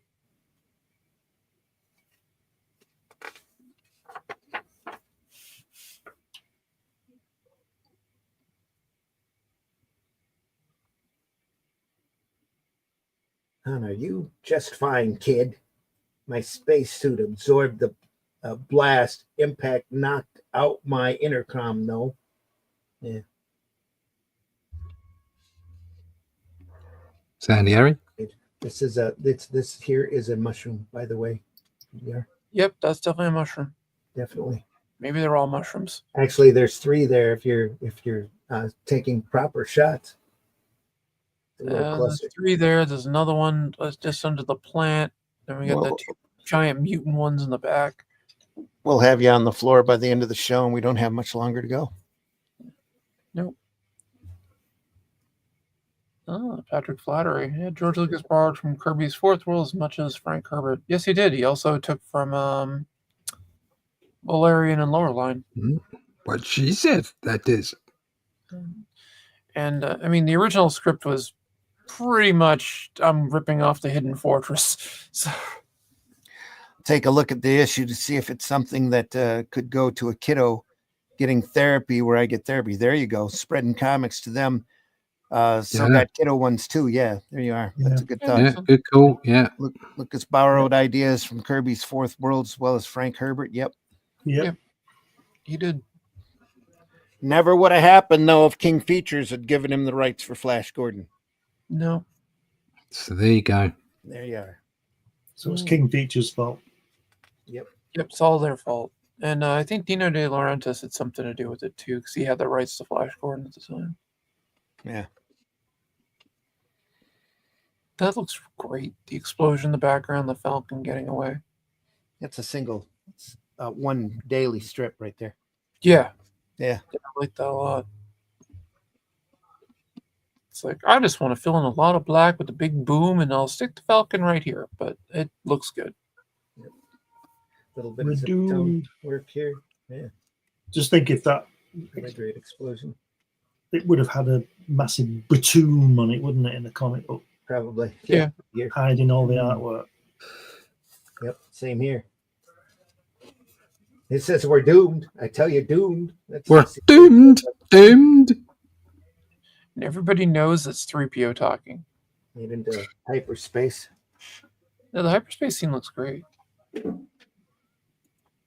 Yeah, instantly recognizable as Star Wars hyperspace. Yep. BBR says, I just woke up my roommate and told him that he had to drink these shots of whiskey for my cause. There are too many mushrooms. He told me I was crazy and shouted for me to get out of his room. LMAO. There you go. That sounds legit. Here, drink this whiskey for me. I can't finish it. I'll die. Tell him happy Mother's Day, too. Now, anybody who's going to go driving today after doing the mushroom shot treatment, please don't. Yeah. These are the little fill-in panels that they dropped out. This is knowing that some newspapers would choose to run the Sunday Star Wars strip in a half-page format, while others would choose to run the Sunday page as a vertical tabloid. It was necessary for Al to draw his Sunday originals up so that the panels could be arranged to fit either format. This was accomplished by designating the panel in the upper right-hand corner of the horizontal Sunday page as a drop panel. That is, this panel was designed so that it could be dropped out of the tabloid format so that the reader could still follow the story. Since these volumes reprint the Sunday strips as vertical tabloids, these panels are dropped, and they are included here in this appendix for completeness. The date under each panel represents the Sunday page in which the panel would have appeared in the half-page format. After the first 10 weeks, Williamson stopped using the drop panel as part of the story and introduced on April 16th, 1981, the Star Wars scrapbook by including these panels as an appendix to each volume. You are seeing 100% of the artwork which Williamson did for Star Wars. That's pretty cool. So Chester Gould used to do a Crime Stoppers textbook panel that you could drop for his Sunday tabloids that had little crime prevention tips in it. Huh, that's neat. Yeah. It's a tribute to Alex Raymond right there. Brushwork. Did you know that on the 29th of March 1981, Princess Leia turned into Mary Jane Watson? She says, "Don't push it, handsome."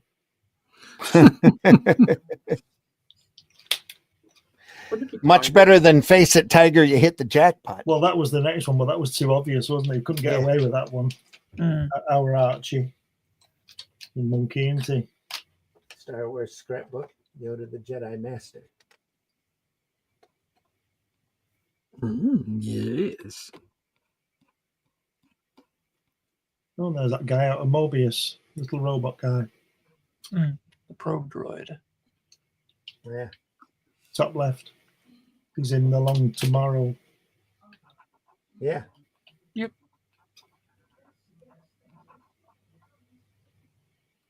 Snaggletooth. Is he blue or red?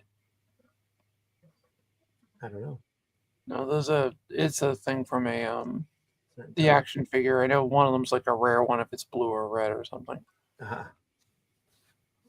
Governor Tarkin, Chewbacca, 200-year-old Wookiee. Great drawing of Chewbacca, that, isn't it? Yeah. Yeah, it is. The Death Star's upside down. Well, it depends which way you approach it. That's right. The Death Star's upside down. That's what Tarkin's saying. He's like, somebody fix that. Death Star wasn't upside down. It's the Star Destroyer that was upside down. But Exactly. We'll go with that. All right. Yep. Tusken Raider. Greedo. Late employer of Jabba the Hutt. Blockade Runner. Boba Fett. Boba Fett.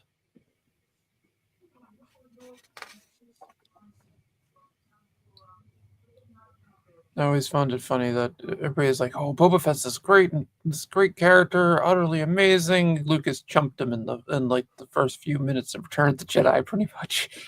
So he resented the popularity he got.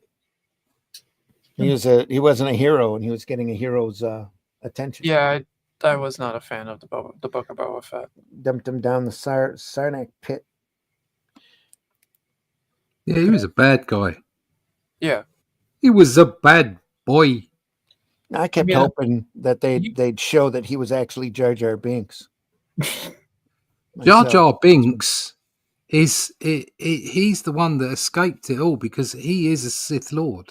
Yeah. Oh yeah, definitely. They actually made some Clone Wars episodes that poked fun at that. It was great. Mm-hmm. I think that's the best theory out there, that he's a Sith Lord. He was completely behind everything. Yeah, it was him. It was all him. That's it. That's it. We did it. We finished it. Volume 1. Are we doing Volume 2 next week or going on to other stuff? Oh, it's still in May. We could do it. I'm not going to complain about Star Wars. So, what do you think, Glenn? I wouldn't mind seeing some more, but I wouldn't mind seeing something else. Well, we'll see. Well, we can do this. Cover the second volume. There's 3 volumes. Yeah. Yeah. Well, we got loads of time. Yeah. Lots of stuff. Lots of time. PBR says, I'd like to thank you for making my Sunday morning and for getting me really, really drunk, not doing a damn thing for the rest of the day. There you go. You're welcome. We're here for you. Yeah. It's all about the audience. Well, PBR should remember, just keep on the boat. Keep on the boat. Yeah. Okay. Do you not get that? No? No. Don't you know what PBR street gang is? Sorry, around here, PBR would stand for Pabst Blue Ribbon. It's a beer. PBR Street Gang is the code call name on the boat in Apocalypse Now.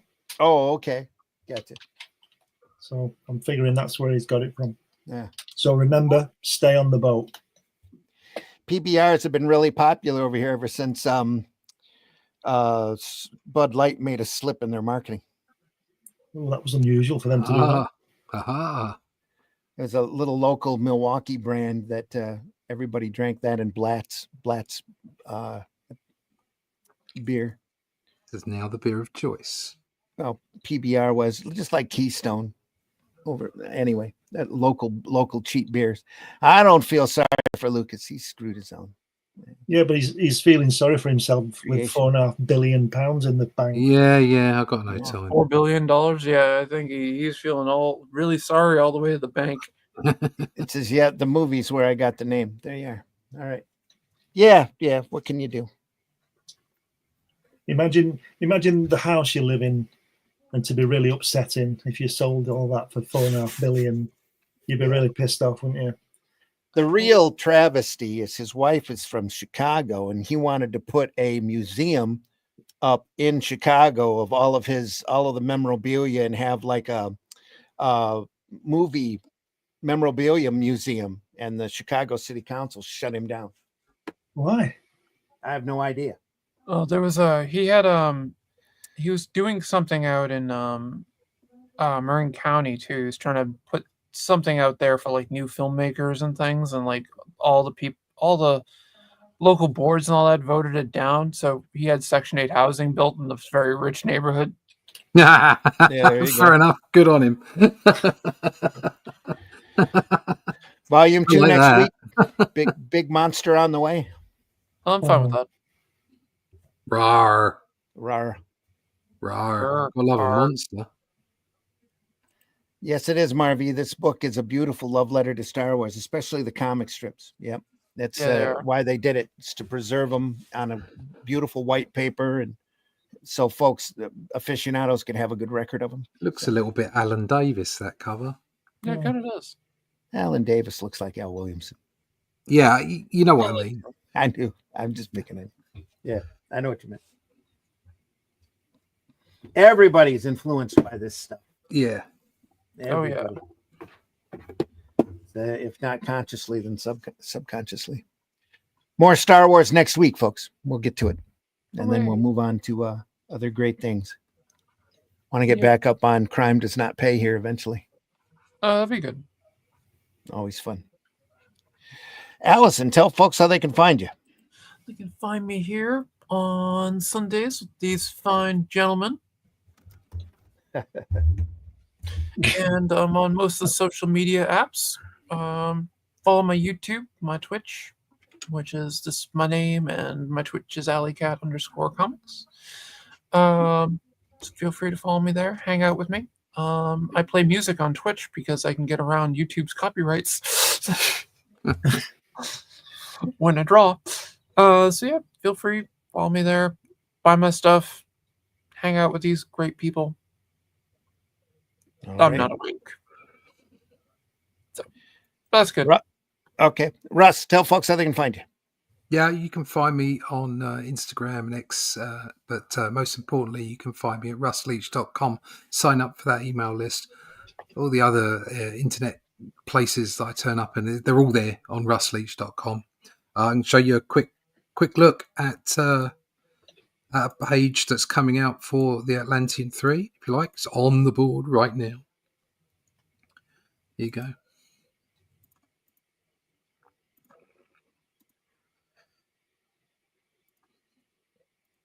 Oh, there you go. So that's the pencils going on right now. That gets pumped out, and then I do standard traditional inks on this stuff. There's a nice. There you go. I thought you weren't drawing any horses. I thought you'd given up. I've got loads of horses in this. There's loads of horses right up front. Horses, more horses, and some horses again. There you go. And a nice new character we've got coming in this issue as well. So check that out. Go to russleach.com and sign up for the email list, and we'll keep you abreast of what's going on. The entire garrison of shape-shifting lizard guards all turn into centaurs Oh no. in this book. There we are. Oh, I No, might just do a kidding. stream today, and I might do a Frazetta study. For Ooh, nice. Cool. I got a bunch of his books and stuff around, and pull some things out and just do another study. Yep. So I think that'd be fun. And since he passed away 15 years ago yesterday, I kind of do it as a tribute to Frazetta. 15 years. Did he get his artwork back? Did his son try and steal it or something? Or somebody tried to Yeah, they steal it? settled a all lot of of weird stuff that happened Yeah. with his stuff. But I Mm. believe I think his daughter and granddaughter control most of it now. that. Money changes people Yeah. in the Yeah. worst way. Yeah. They got that all settled out. It's all back in the museum. Everything's good. Yeah. So, That's good. Glenn, tell folks how they can find you. Yeah, usually on Friday and Sunday with this group of people, and you can find all my work on Amazon. There's lots of books. I think I've 12 books published on there, different subjects, magazines and all kinds of stuff. But if you just put my name in Google, you'll find me on Facebook and everywhere else, and there's Dog. So just check it out. Just put my name in there and something will happen, There we are. allegedly. Marv says, I still don't understand why Chewie didn't get a medal in New Hope. See you next Sunday. Have a great week. Yeah, we don't understand it either, but that's No one just the way it understands is. that. Guess it would pick his fur too much or something. I don't know. Turn his fur green. I know I didn't get a medal. I'll tell you off air.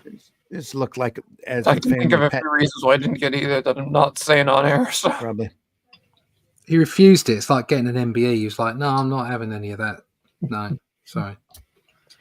Folks, I've been your host, Randy Zimmerman. You can find my work in The Atlantean that I wrote, that Russ Leach went through and drew, as well as The Shadow Kingdom. You can find these at all bookstores, or orderable at least online at all the bookstore outlets, any place that uses the Ingram book system.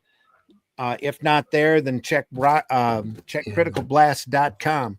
Issue And, 2 will be going out to retail next month after all the backers have got their copy. So As soon as we're sure all the backers have their copies, then there'll be a retail. Won't be the same book, but it'll be close.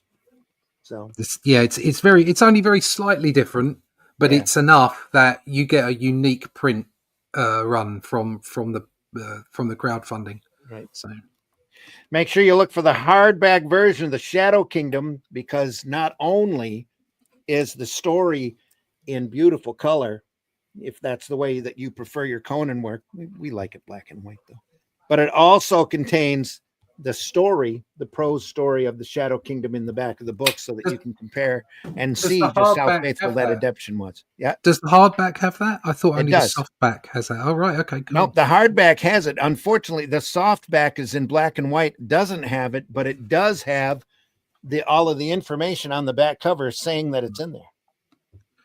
There is a softback version, but the softback black and white, which is in the color? large version.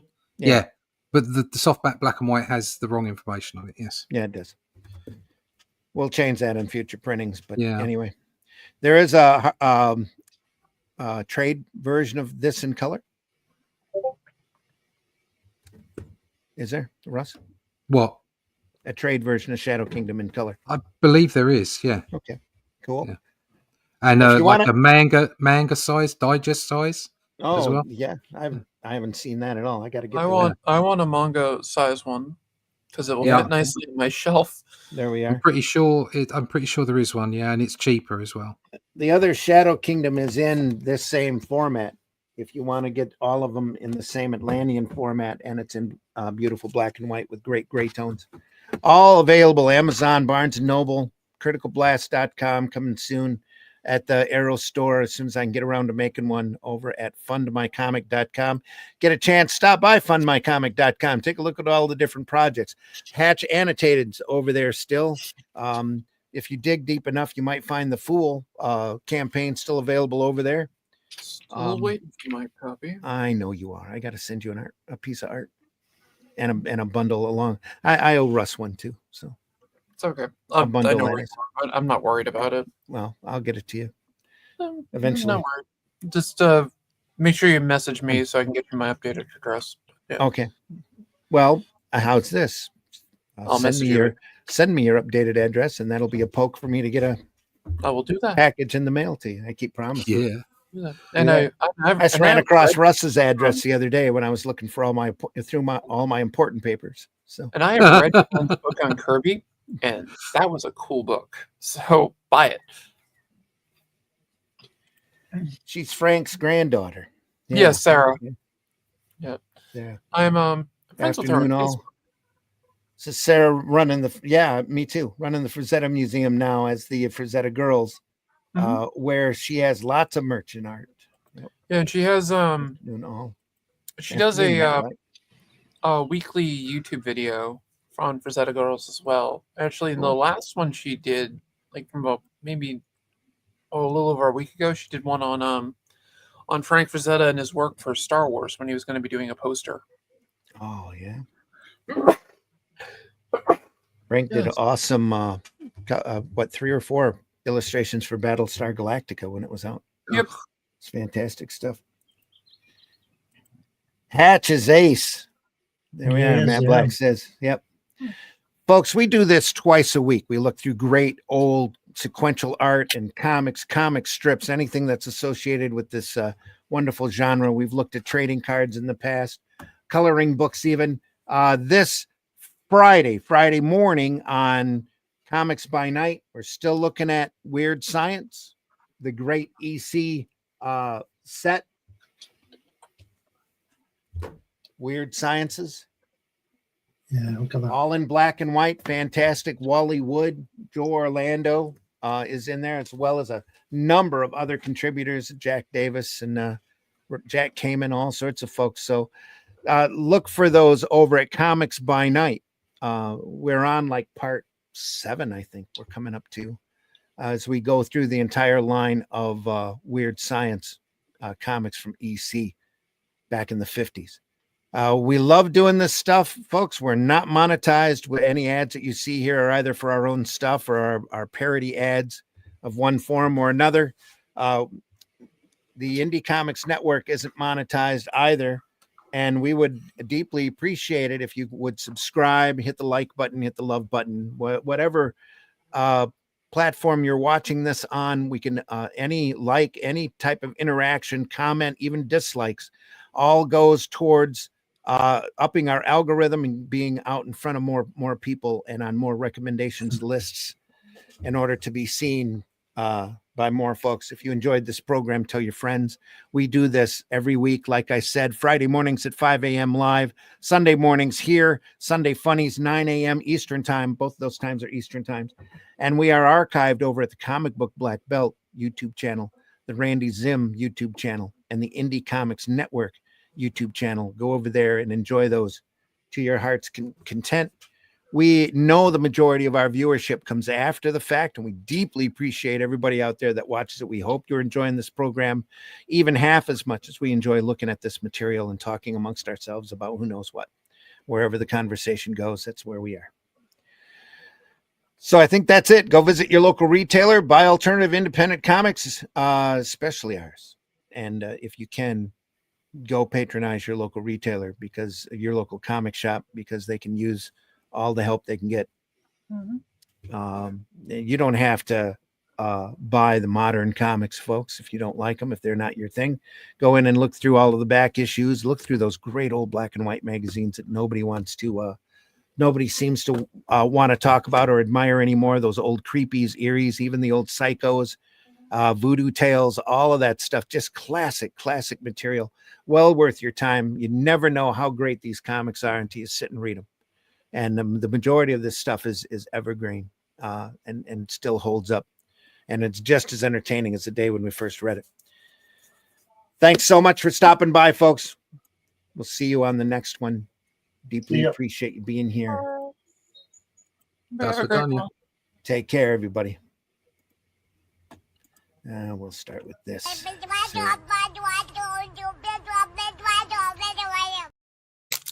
Joke's on you, bitch. I love this shit.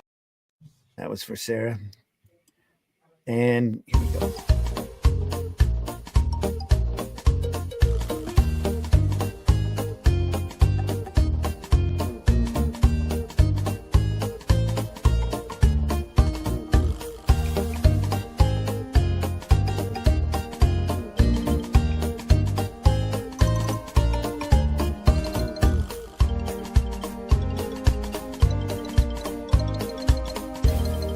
You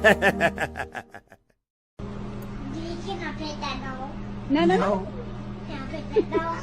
No. Cannot pet that dog. No, he's Cannot sleeping. pet that dog.